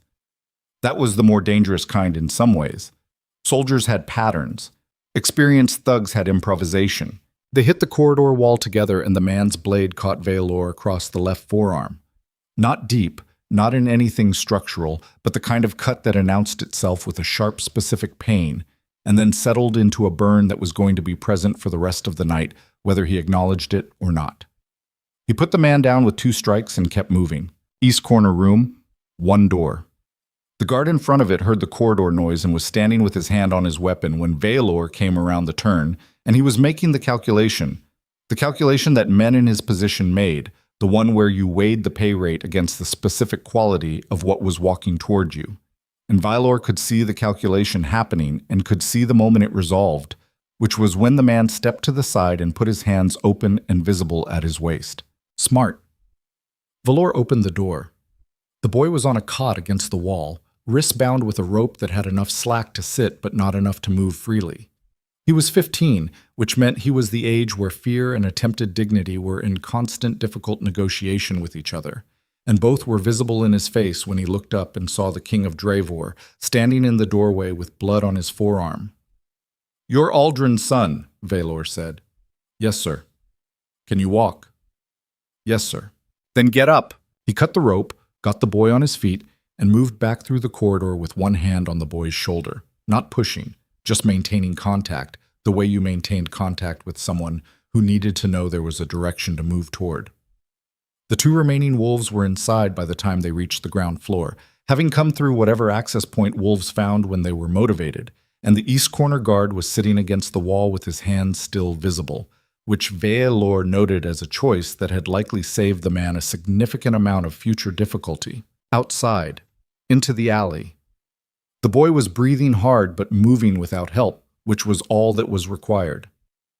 "Do you know where Commander Aldrin is?" Vailor said. "He sent me a message 2 hours ago, said to go to the grain merchant's house on Reed Street if I got free. Go there. Don't stop. Don't talk to anyone. Tell your father I kept the word."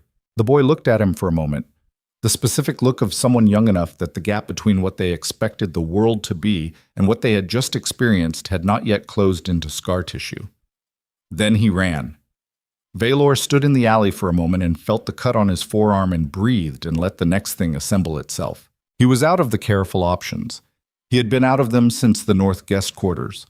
The assembly was 3 days away, the records were gone, Seraphine was gone, and Thorn had spent 9 days watching him prepare and had let him prepare because Thorn had also been preparing, building a parallel timeline that closed the same window Vailor was trying to open, just from the other side. The difference was that Thorn was operating on the assumption that without the records and without the witness, Vailor would retreat to the defensive, would spend the remaining 3 days trying to rebuild what had been taken, trying to find another way to the evidentiary position he had been in 4 hours ago.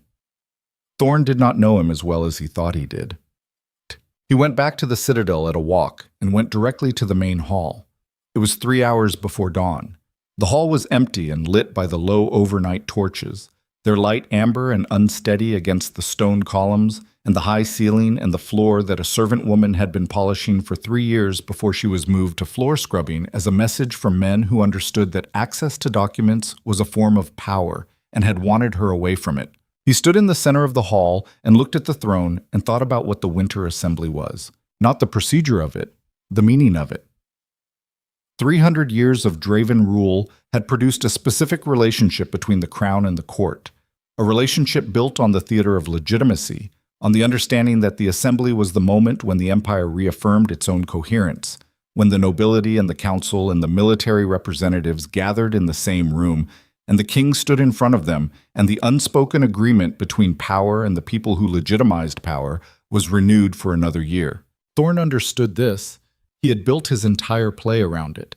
Discredit the king before the assembly, remove the threat of the records, and then arrive at the assembly as the man who had protected the empire from an internal compromise. The council members he owned would support it. The narrative would write itself.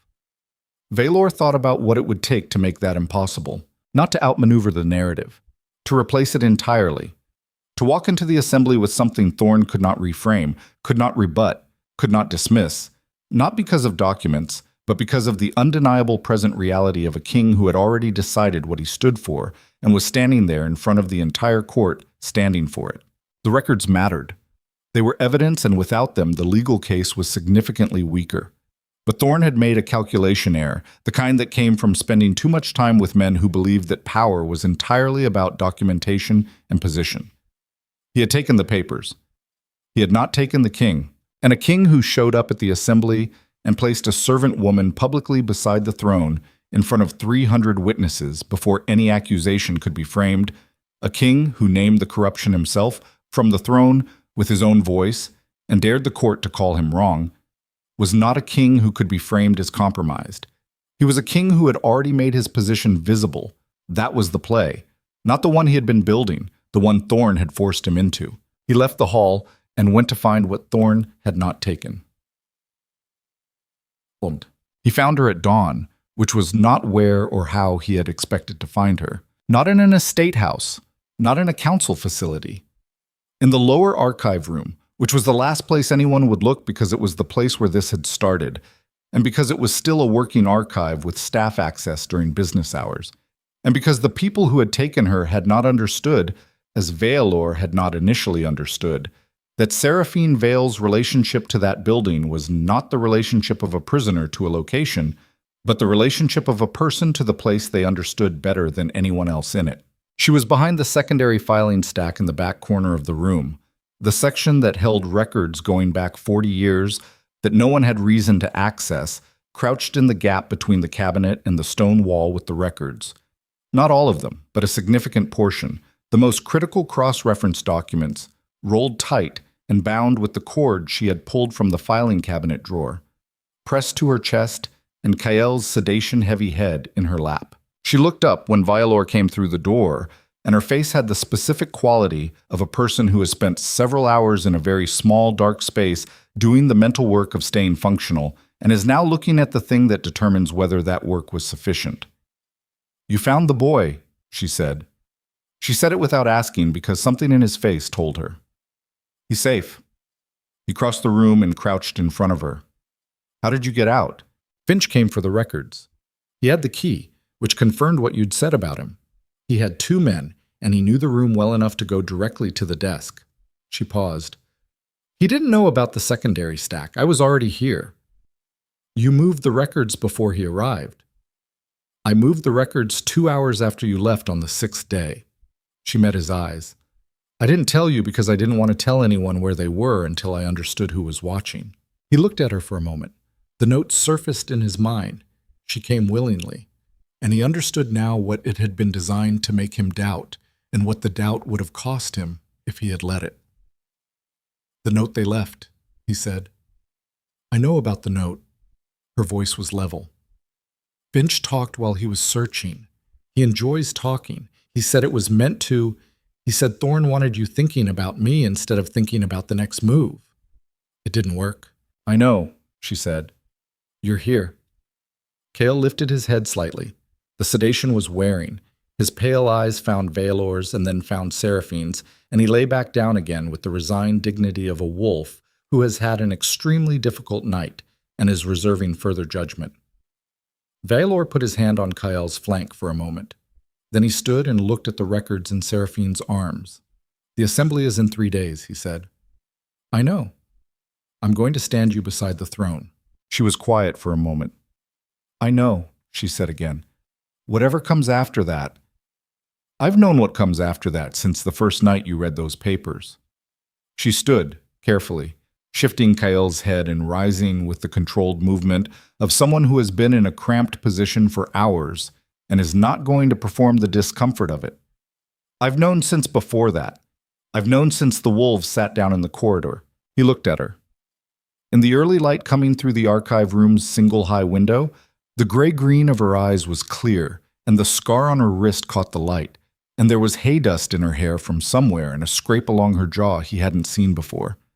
She looked like someone who had been through a difficult night and had come through it intact, not by luck, but by the specific quality of a person who plans for the floor giving way. "We have 3 days," he said. "Then we should stop standing in an archive room," she said. 3 days moved like compressed time, each hour carrying the weight of several, each decision landing with the specific gravity of a choice that could not be revisited. Veilor worked the military command in the hours when the Citadel was quiet, and the work could be done without Thorn's remaining eyes observing it. He had 8 confirmed garrison officers. He added 3 more from the Eastern Wall rotation, men he had known from campaigns who had no land grant arrangements with Thorn's house because Thorn had assessed them as too junior to be worth cultivating. Sometimes the people you underestimate are exactly the ones who matter at the end. Seraphine reorganized the recovered records into the assembly presentation format she had designed, tighter now, leaner, the absolute minimum required to establish the chain of evidence in a hostile room. She had lost some of the earlier documents to Finch's search. What remained was still sufficient. She had been right about starting with Vane, and Vane's records were intact. They worked in the same room, not always talking. Sometimes the work was parallel and silent, and the silence had a quality that was different from the silence of strangers and different from the silence of a professional arrangement. It was the silence of people who had been in a series of high-stakes rooms together and had each observed the other function under pressure and had arrived, without discussion, at a level of operational trust that was its own kind of language. On the second night, Valor looked up from the garrison assignment charts and found her looking at him. She did not look away when he noticed. "If this goes wrong at the assembly," she said, "it won't." "If it does," he held her gaze, "I'll have an exit secured. You'll be moving before the hall fully understands what's happened." "I'm not asking about an exit," she set down the records. "I'm asking if you've decided." He looked at her for a moment. He understood what she was asking. Not about strategy, about the fact that 3 days ago he had been a king operating a carefully constructed political play, and now he was a king who had gone to an estate house at midnight and cut a rope off a boy's wrists and come back to an archive room and stood in front of a woman covered in hay dust holding stolen evidence against his own counsel. And the space between those two versions of himself was not a tactical distance, but a personal one. "I've decided," he said. She nodded once. Not satisfied exactly. More like someone receiving a piece of information that matters and filing it properly. "Then let's finish the work," she said. The morning of the winter assembly arrived, with the kind of cold that was not just temperature but atmosphere. The specific cold of Dravor in its deepest month, when the sky went white before dawn, and the stone of Blackthorn Citadel held the night's freeze in its walls until well after noon. The main hall was lit early, torches in all brackets, the fire in the great central hearth built high. 300 people moved into the hall over the course of the morning hour: nobles, council members, military representatives, the administrative heads of every major provincial office. The winter assembly was the largest formal gathering of the year, and the hall filled with the sound of that many people and the specific social anxiety of that many people who each had something to lose from whatever the morning turned out to contain. Thorn arrived with his council allies and took his position at the left side of the assembly floor with the composed confidence of a man who believed he was walking into a situation he had already decided.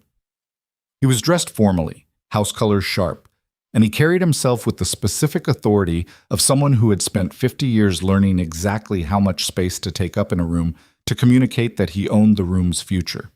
He exchanged words with Councillors Paris and Drent, brief, and with Aldrich Vane, whose face had the fixed quality of someone who had been told to maintain composure and was executing the instruction with significant effort. At the other end of the hall, the garrison officers Valor had secured were distributed across the room's perimeter with the dispersed positioning of men who had received specific instructions about where to stand today and had followed them. Not a military formation, just a presence. Just the specific quality of a room where the weight was distributed in a direction Thorn had not arranged. He noticed it. Valor saw him notice it. The slight recalibration in the way Thorn's eyes moved across the room, the fraction of a second where the composed confidence adjusted its internal estimate. Thorn was not a man who showed uncertainty, but he was a man who processed it, and he was processing something right now, quietly, behind the formal composure. Then the doors opened. Valor walked in from the eastern entrance, not the main hall entrance that the formal assembly protocol called for, the one with the long approach down the center of the room, but the eastern service entrance, shorter, less theatrical, which was exactly the point. He did not want theater. He wanted the thing that preceded theater, the moment before anyone in the room had arranged their response. He walked in with 5 wolves distributed around him and Seraphine Vale at his right, not behind him, not trailing by the respectful 3 paces that servants used in formal spaces. At his right, the position that in Draven protocol was not a servant's position, had never been a servant's position, was the position for someone who had been given it explicitly, deliberately, in front of witnesses. The hall did not go silent immediately. It went silent in waves, starting from the people nearest the eastern entrance and moving outward as perception spread. 300 people arriving at the same moment of recalibration at staggered intervals, the sound dying the way fire dies when you take away what it's burning. Thorn's face did not move. His stillness was total, and it was the stillness of a man whose entire preparation for this morning had just been reframed by a single visual in the first 15 seconds. Valor walked to the front of the hall. He stood at the base of the throne platform, and he did not sit. Not yet, not for this. And he let the silence hold for a moment, because silence in a full room was its own form of pressure. And he had been applying pressure in rooms for 9 years, and he understood its weight. "I want to speak to this court," he said, "about what has been done to this empire." His voice carried. The hall had the acoustics of a room built for proclamations, and he used them without performing them, the way a man uses a tool he knows. 8 years, he said. Provincial taxes collected from populations that were already at starvation level. Military supply chains redirected into private warehouses. Accounts documented, cross-referenced, and traceable. To names in this room. Thorn moved. Not dramatically. Just forward. One step. The controlled movement of a man who has decided the moment has arrived. "Sire," his voice was even and pitched to carry, "the court has a right to know who has provided these alleged records. The source of an accusation is as relevant as its content, and given the circumstances of the past week, the irregular presence of a domestic servant in the king's private quarters, the apparent influence this woman has had over—" "Her name," Valor said, "is Seraphine Vale." Thorn paused for one beat. "And she has spent 2 years documenting what you spent 8 years stealing." The hall was very still. "The records," Valor said, and held out his hand. Seraphine placed the folder in it. The movement was clean and quiet and had nothing performing about it. And in the complete silence of 300 people, it was the loudest thing in the room. He opened the folder. "Aldrich Vane," he said. "Taxation Office, Northern Provincial Accounts. Transaction Code Series NH4 through NH31. At the far side of the room, Vane went the color of old plaster. Valor read the first entry into the silence of the hall, and then the second, and by the third he could feel the room beginning to change its weight. Not toward him yet, not decisively, but away from the version of the morning that Thorn had designed, the version where the king arrived compromised and the council offered correction. That version was burning while he read, quietly, precisely, without drama. The way real things burn when the air finally reaches them. Thorn understood this. His face had moved through composure and arrived somewhere colder. He raised his hand. And from the gallery doors above the main floor, 6 men in gray came through. Not council guards. Not Draven soldiers. 6 men in the specific nondescript clothing of professional instruments, and each of them was carrying something, and the hall understood in the same wave pattern as before what the morning had just become. 300 people in an enclosed space, 6 men with crossbows in the gallery. 1 man standing at the base of the throne platform with his wolves and a folder of evidence, and a woman at his right who was not moving. Thorn's voice came across the hall, and it was no longer the voice of a council lord delivering measured analysis. It was the voice of a man who had decided that patience was finished. "Step away from the throne," Thorn said.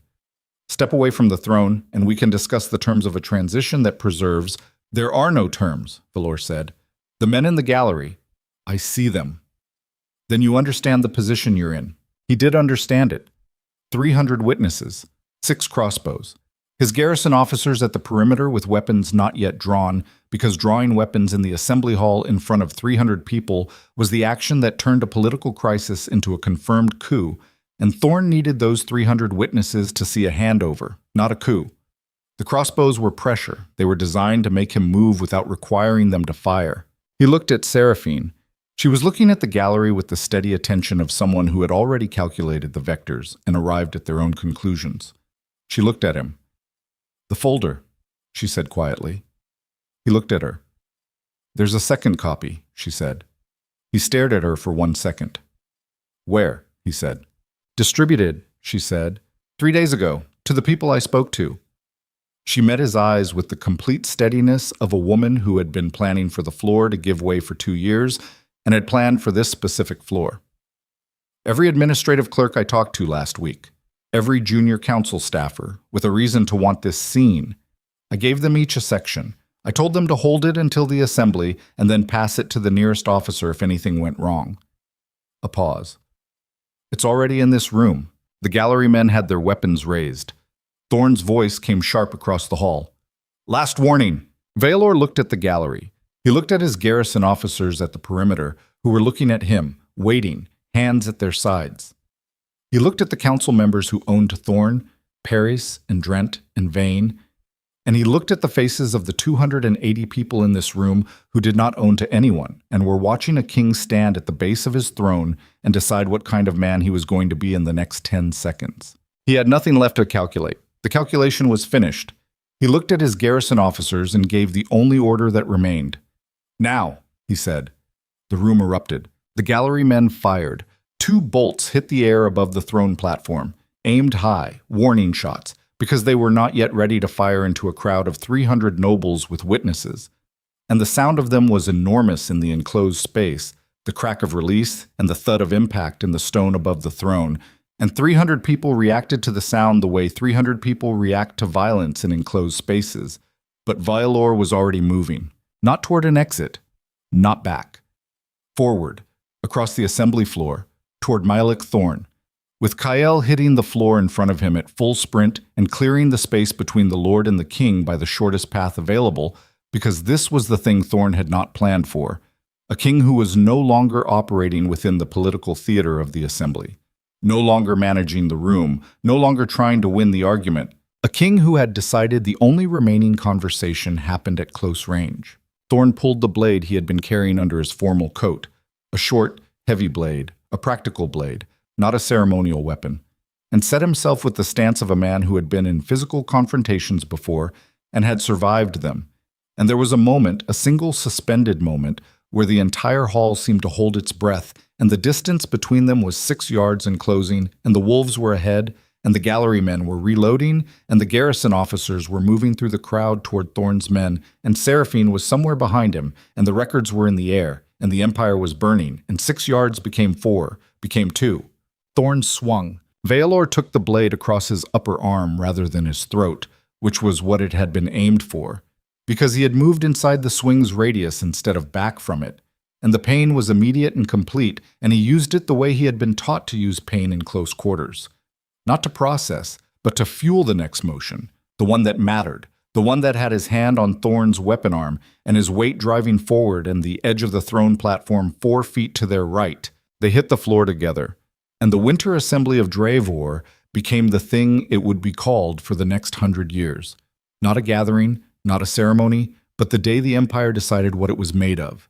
And the answer was still being written in blood on the floor of the main hall, with a king and a lord locked together in the space where politics had run out of words, and 300 witnesses watching the moment that the empire chose. The floor of the main hall was cold stone, and the cold came up through it the way cold always came up through Blackthorn's floors, patient, indifferent, the temperature of a building that had been standing long enough to stop caring about the warmth of the people inside it. Valor felt it against his cheek before he felt anything else. He was on his hands and knees with Thorn's blade still in his upper arm, and the noise of the hall coming at him in broken waves, shouting, the crash of something heavy overturning, a wolf snarl from somewhere to his right, boots on stone in multiple directions. His vision had the specific quality of a man who has taken a significant blow and is in the process of determining whether the damage is survivable or structural. He ran the inventory the way he had run it in 3 campaigns. Arm, shoulder. The blade had gone in at an angle, not straight, which meant it had likely missed the deep vessels and caught muscle instead. The pain was loud, but it was pain he recognized, the pain of a fixable thing rather than a final one. He found the floor with both hands and pushed himself up. Thorn was 6 feet away. The Lord had not run. That was the first thing Valor registered clearly as his vision stabilized. He had expected Thorn to run, to use the chaos of the hall, the crossbowmen, the garrison engagement, to move toward an exit. Thorn had not moved toward an exit. He was standing with his back against the throne platform, with the specific stillness of a man who has come to the end of the thing he was running and knows it, and has decided to meet what comes next on his feet rather than his knees. He still had the blade. Blood on it. Valor's blood, dark on the gray steel. The hall was in controlled chaos. Vialor's garrison officers had moved through the crowd to the gallery stairs, and the crossbowmen had been reduced to a close-quarters problem, which was a different kind of problem, and one the officers were equipped for. The 300 assembly witnesses had compressed toward the walls and the exits with the sensible instinct of people who wanted to be present enough to see what happened, but not close enough to be part of it. Paris and Drent had already moved toward the eastern exit. Vane was still standing against the left wall with the frozen quality of a man who cannot identify which direction is safe. Cale was between Veilor and Thorn. The wolf had blood on his jaw, not his own. He was watching Thorn with the focused attention of something that had already made its assessment and was waiting for the decision from the man behind him. Veilor looked at the blade in Thorn's hand. He looked at Thorn's face. The composed architecture was gone. Not broken exactly, but stripped of its veneer, and what was underneath was not the weakness that composed men usually hid, but something harder, more honest, the face of a man who had spent 50 years believing that the Empire's survival required his management of it, that the crown needed stewardship, that the crown was too young or too idealistic or too distracted by frontier campaigns to provide itself, and who had therefore done what he had done with the specific self-justification of a man who had convinced himself that theft was administration, and that leverage was governance, and that the people he had starved and the accounts he had emptied were acceptable losses in a larger accounting that only he could fully understand. That self-justification was visible on his face, and so was the first crack in it. "It's over," Veilor said. Thorn's jaw set. "What you've done today, what you've shown this court, do you understand what it will cost you? The nobility will not accept." "I didn't ask them to accept it," Veilor said. "I asked them to see it. There's a difference between seeing and accepting that has historically involved armies." "I know." Veilor took one step forward. Kael matched him. "I'm prepared for that." "You're bleeding through your coat." "That's happened before." Thorn looked at him for a long moment. The blade was still in his hand. He was doing the arithmetic, the last arithmetic, the one that calculated what was available to him from this position, in this hall, with the garrison officers closing and the crossbowmen contained and 300 witnesses having just received a folder's worth of cross-referenced evidence distributed by the woman he had spent 6 days trying to neutralize. The arithmetic had one answer. The same answer it had had since the archive room, since the stable, since the first moment he had understood that the servant woman was not, in fact, a servant woman in any of the ways that mattered. He lowered the blade, not dropped it, lowered it. The distinction was its own kind of pride, and Veilor let him have it because it cost nothing, and the next 10 seconds were going to cost enough. "You'll convene a tribunal," Thorn said. "Yes. And you expect me to submit to it." "I expect you to stand in it," Veilor said. "Whether you submit is between you and whatever you've got left that functions as a conscience." Something moved in Thorn's face. A single brief thing, not remorse exactly, but adjacent to it. The specific expression of a man who has, perhaps for the first time, heard the full weight of his own history described without the insulation of his own framing around it. The garrison officers arrived at the floor. Thorn let them take the blade. The hall needed hours. Not to restore order. Order came back faster than it had any right to, the way order always returned to spaces that had a clear structure once the violence that disrupted the structure was removed. What needed hours was the human part. 300 people who had walked into a formal assembly and witnessed a king's blade arm and a lord's arrest, and 6 crossbowmen being brought down from a gallery, and a servant woman's distributed records passing from hand to hand across the crowd. That did not process quickly.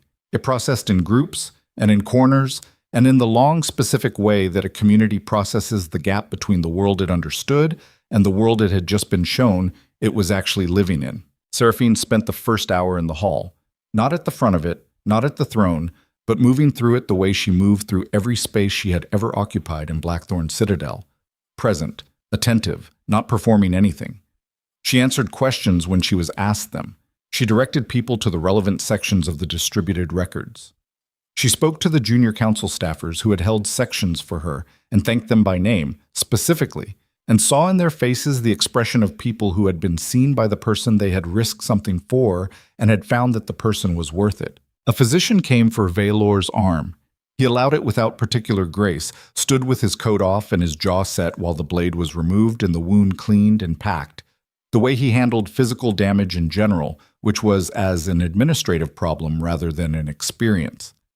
The physician told him he would carry a scar. He received this information without comment.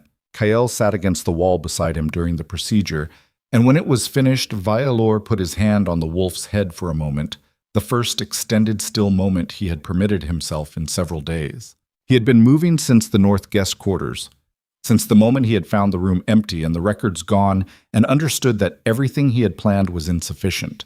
He had moved through that understanding rather than into it, had redirected from strategy to action without processing the space between them. That was what the work required. That was what a man in his position was trained for, by circumstance and by the specific education of years that demanded forward motion as the price of survival. Now the hall was processing around him, and his arm was bandaged, and Kael was warm and solid under his hand, and the thing that living at operational speed denied you, the interior work, the assessment of what had just happened to you rather than around you, began to arrive. He thought about his father. He thought about the 8 years, about the campaigns that had consistently come in under-equipped, about the explanations he had accepted because accepting them was easier than the alternative. He had been 25 when he was crowned, which was young for the position and old enough to know better, and the specific combination had produced a king who was capable and practical and who had also spent 9 years looking at the horizon of his empire's problems rather than the foundation of them, because the foundation required looking at things he had found reasons not to look at. Seraphine had not had the luxury of looking away.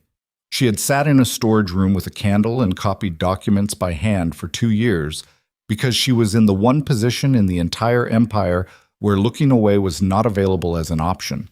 Not because she was braver than the people who had looked away, but because she was in the position where the truth was simply present daily, in the paperwork that passed through the rooms she cleaned, and there was no mechanism to redirect it. He thought about what it cost to carry a truth for 2 years with no one to give it to. He thought about the specific loneliness of knowing a thing and having the knowing be useless because the weight of what you knew required authority to become action, and you had no authority, and the authorities available to you had demonstrated clearly that they were not available for this particular truth. She had waited. She had stayed. She had kept the records intact and herself intact, and had done it with the resources of an invisible woman in a citadel that had not seen her. He was not sure he would have lasted 2 years.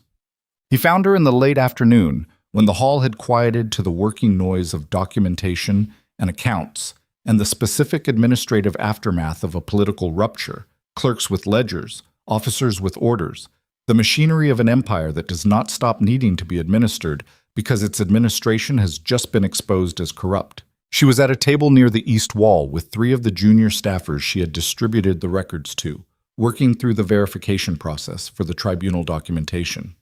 She had a smear of ink on the side of her right hand and the quality of focused attention that Vialor had identified in the first hours of knowing her as the thing that made her dangerous in the best sense.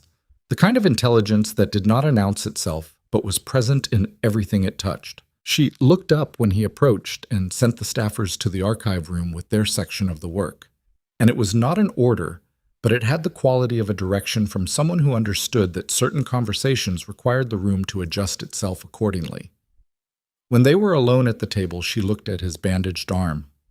"The physician came," she said. "You noticed?" "I notice most things." "I know." He sat down across from her. "The blade missed the deep vessels." "I know. I asked the physician after." He looked at her for a moment. The afternoon light was coming through the hall's high windows at a low angle, the specific amber of late-day winter light, and it hit the table between them and the dust in the air above it, and made the space between them visible in a way that most spaces were not. "I want to ask you something," he said. "Then ask it." 2 years, he said, "in this building, alone with what you knew. What made you stay?" She was quiet for a moment, not hesitating, deciding how accurate to be. "At first it was practical," she said. "I had nowhere else to go, and leaving would have confirmed I had something. Then it became, I knew the shape of what I had. I knew that it required someone with authority to become anything other than an inventory of crimes, and I kept thinking that the person with the authority would arrive or would listen, or would look at the supply figures the way I had looked at them and have the same response I'd had." A pause. "I was wrong about that for a long time. The person with the authority was there. He just wasn't looking at the supply figures." "I was looking at this border," he said. "I know." She said it without judgment, which was its own form of judgment, the kind that was more accurate than the kind that performed itself. The border is easier. The border has an enemy with a face. The rot inside a thing has 100 faces, and half of them are familiar, and the other half are people you eat dinner with. He held her gaze. I should have seen it. Yes. I should have seen you. She was quiet for a moment. The ink smear on her hand caught the light. You see me now, she said. It doesn't fix the 2 years. Her voice was level, not cold, just precise. I know that. I'm not asking for an accounting of what should have been different. I'm telling you that the person you are now, who is sitting at this table instead of the throne and asking me what made me stay, that person is not the same one who signed off on 8 years of administrative approvals without looking at the supply figures. She paused. I don't know what it cost you to become this version. I know what it cost me. I think we both understand the price was not the same, and I think that's the beginning of an honest conversation rather than the end of one. He looked at her for a long time.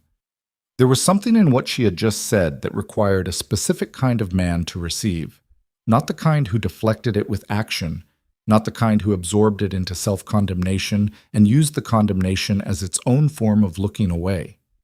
The kind who could hold an accurate accounting of his own failures without using the holding of it as a substitute for what came next. He had not always been that kind of man. He was not entirely certain he was that kind of man now. But he was sitting with the question rather than moving past it, which was perhaps where it started. The tribunal will be complicated, he said. Yes. The noble houses will fight the rebuilding. Some of them, not all. The ones with clean accounts have reasons to want the corrupt ones removed. You'll have more allies than you think. Once the dust settles and it becomes clear that the new administration is not a threat to legitimate holdings. You've thought about this. I've thought about little else for 2 years, she said. What comes after was always the harder problem. Taking the records to a king was the first part. What a king does with them is the part that actually matters. He looked at her across the table. The dust in the amber light, the ink on her hand. The wolves arranged along the east wall with the patient certainty of animals who had already made their decisions and were simply waiting for the rest of the room to catch up. I'm going to ask you to stay, he said. She looked at him. Not as a servant, he said. Not in a storage room with lye soap. Not invisible. He paused. I'm going to ask you to help me rebuild what 8 years of this took from the empire. And I'm going to ask you to do it from a position that reflects what you actually are, rather than the position this court assigned you because it was convenient for the people who were afraid of what you might see. She was very still. Royal Chancellor, he said, with full council standing, your records as the founding documentation of the tribunal, your knowledge of the administrative structure informing the rebuilding. The court will say what it always says about things it doesn't understand yet, he said. And then it will adjust the way courts adjust when the person holding the authority is not asking for their approval, but exercising it. He paused. I'm not asking you to be easy for them. I'm asking you to be present for the empire. She looked at him for a long moment. He could see her running the calculation. Not the political calculation. She had already run that faster than he had. She had been running it for years. The other calculation. The one that a person ran when they had spent a long time in a certain position and were being offered a different one, and the offer required trusting that the person making it understood the cost of being wrong about it. If you change your mind, she said, I won't. If the pressure becomes, I won't, he said again, and the repetition was not impatience. It was the quality of a man who has arrived at a position and knows the difference between a decision and a preference. And this was not a preference. She looked at him. The amber light was going, the afternoon moving toward evening, the hall around them settling into the quiet of a long day's aftermath. Then, yes, she said. The tribunal convened 3 weeks later and ran for 30 days. 14 names, 14 accountings. The record Seraphine had preserved, cross-referenced, and presented with the specific clarity of someone who had been preparing a case for 2 years, held in every examination. Vane cooperated early in exchange for a reduced sentence, and his cooperation collapsed the remaining defenses faster than anyone had projected. Paris and Drent retained their positions on the council under new oversight conditions that removed their access to the provincial accounts they had been using. Osric was released from service with his family's land grant intact, a decision Vialor made without consultation and without apology, because the man had been leveraged against his family rather than bought, and there was a difference worth acknowledging even when acknowledgement was inconvenient. The noble houses that had received redirected resources were required to return them. Not all did so without resistance.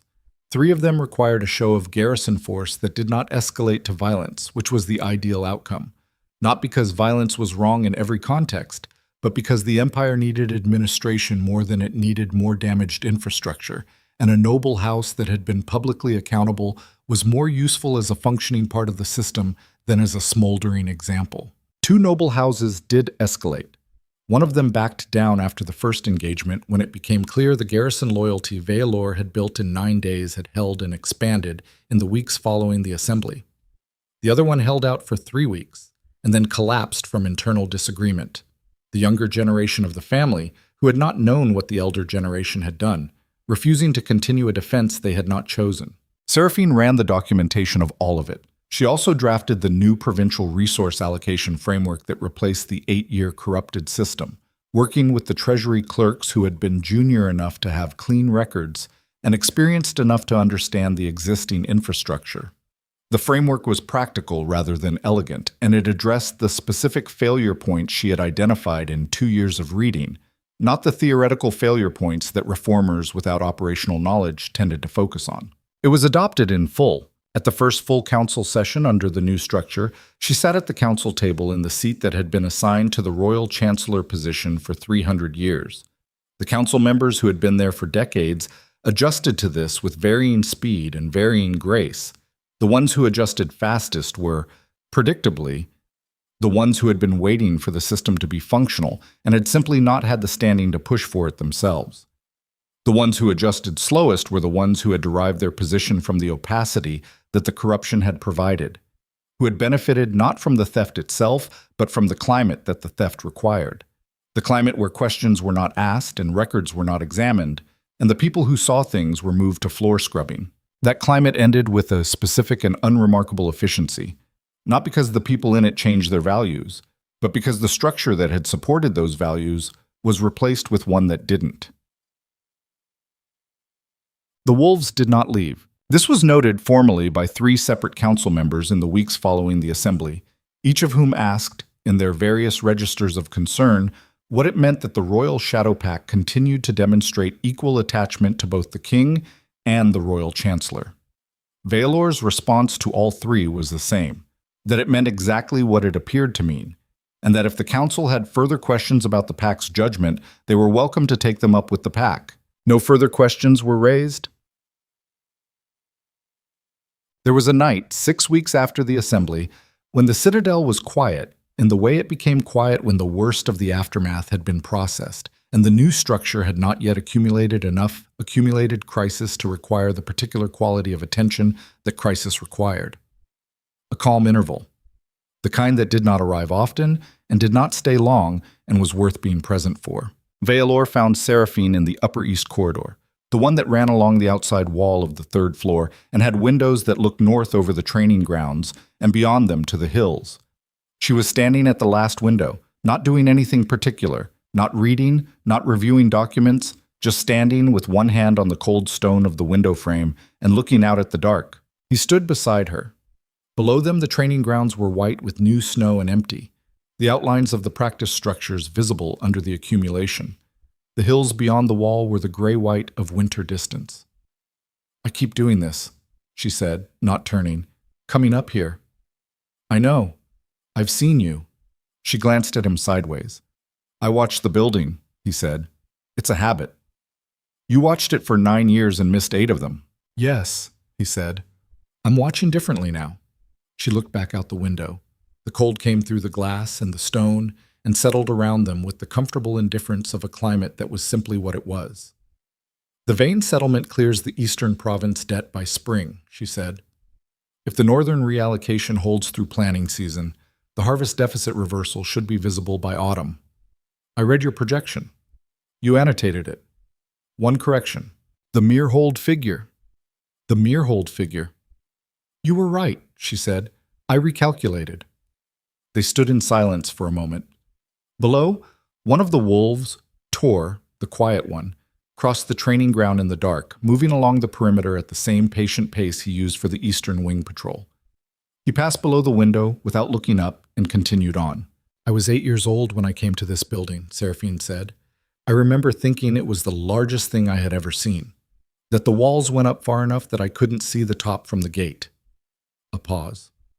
I thought that meant it was safe, that something that large couldn't fall. Things that large fall all the time, Valor said. I know that now. She turned from the window and looked at him directly in the way she looked at things she was deciding whether to say. I also know that the size of a thing isn't what holds it up. It's the quality of what's in the center of it. She paused. I spent 11 years in this building before I understood that the center was empty. He held her gaze. The corridor light was low, and her face in it had the quality it had in the archive room, in the study, in all the rooms where the work had happened. The quality of a person who had been through enough difficulty to have shed the performance of composure and arrived at the real thing, which was not the absence of feeling, but the ability to hold feeling without being held by it. It's not empty now, he said. She looked at him for a moment longer than the statement required. Then she looked back out the window. No, she said, it's not. Kale came around the far end of the corridor and walked toward them with the unhurried certainty of an animal that understood its own position in the world and was comfortable with it. He stopped at Seraphine's left and sat, and then looked up at Valor with the pale-eyed assessment of a creature that had made its choice a long time ago and was simply confirming, as it occasionally required to, that the choice still held. Valor put his hand on the wolf's head. Thank you, he said. Not to Kale specifically, to the corridor, to the building, to the particular accumulation of decisions that had led from a stone floor at midnight and two wolves sitting down in a hallway to this. Seraphine heard it land the way it was intended. Don't thank me, she said quietly. Just make it worth it. He looked at her. You're making it worth it, she said. The empire outside the window was dark and cold, and it was going to be hard work for a long time. And the hard work was going to cost things that could not be projected in quarterly resource allocation frameworks. It was going to cost the kind of sustained attention that did not allow for looking only at the horizon and never at the center. And it was going to require a king who understood, with the bone-deep understanding that only comes from having looked away and seen what that cost, that the most dangerous enemies of an empire were never at its edges. They were in the chairs at the table, in the documents that no one was reading, in the comfort of a court that had learned to accept that some things were simply how things were. And the answer to that was not a better army. It was a woman with a candle in an archive room who had refused to stop reading. The empire endured. Not because of its walls, which were old, or its wolves, which were loyal, or its king, who was trying harder than he had in 9 years, or its new chancellor, who had rebuilt its accounting systems from a rolling chair in 6 weeks. But because something had finally changed at the center. And the center, once it is genuinely changed, does not easily return to what it was. The wolves knew this. They had known it since the first night in the corridor, when the kingdom was still dark, and the king was still away at war. And a servant woman with cracked knuckles sat down on a cold floor, and two animals looked at her and decided, without ceremony or announcement, that they had found the thing worth protecting. Kyle stretched his front paws out and lay his head down on the stone, enormous and warm and entirely at peace. Outside the window, the snow fell on Blackthorn Citadel the way it had fallen for 300 years, quietly, without ceremony, settling into the grooves of old stone as if it had always been meant to rest there. And within those walls, for the first time in a long time, the cold felt like weather rather than a warning.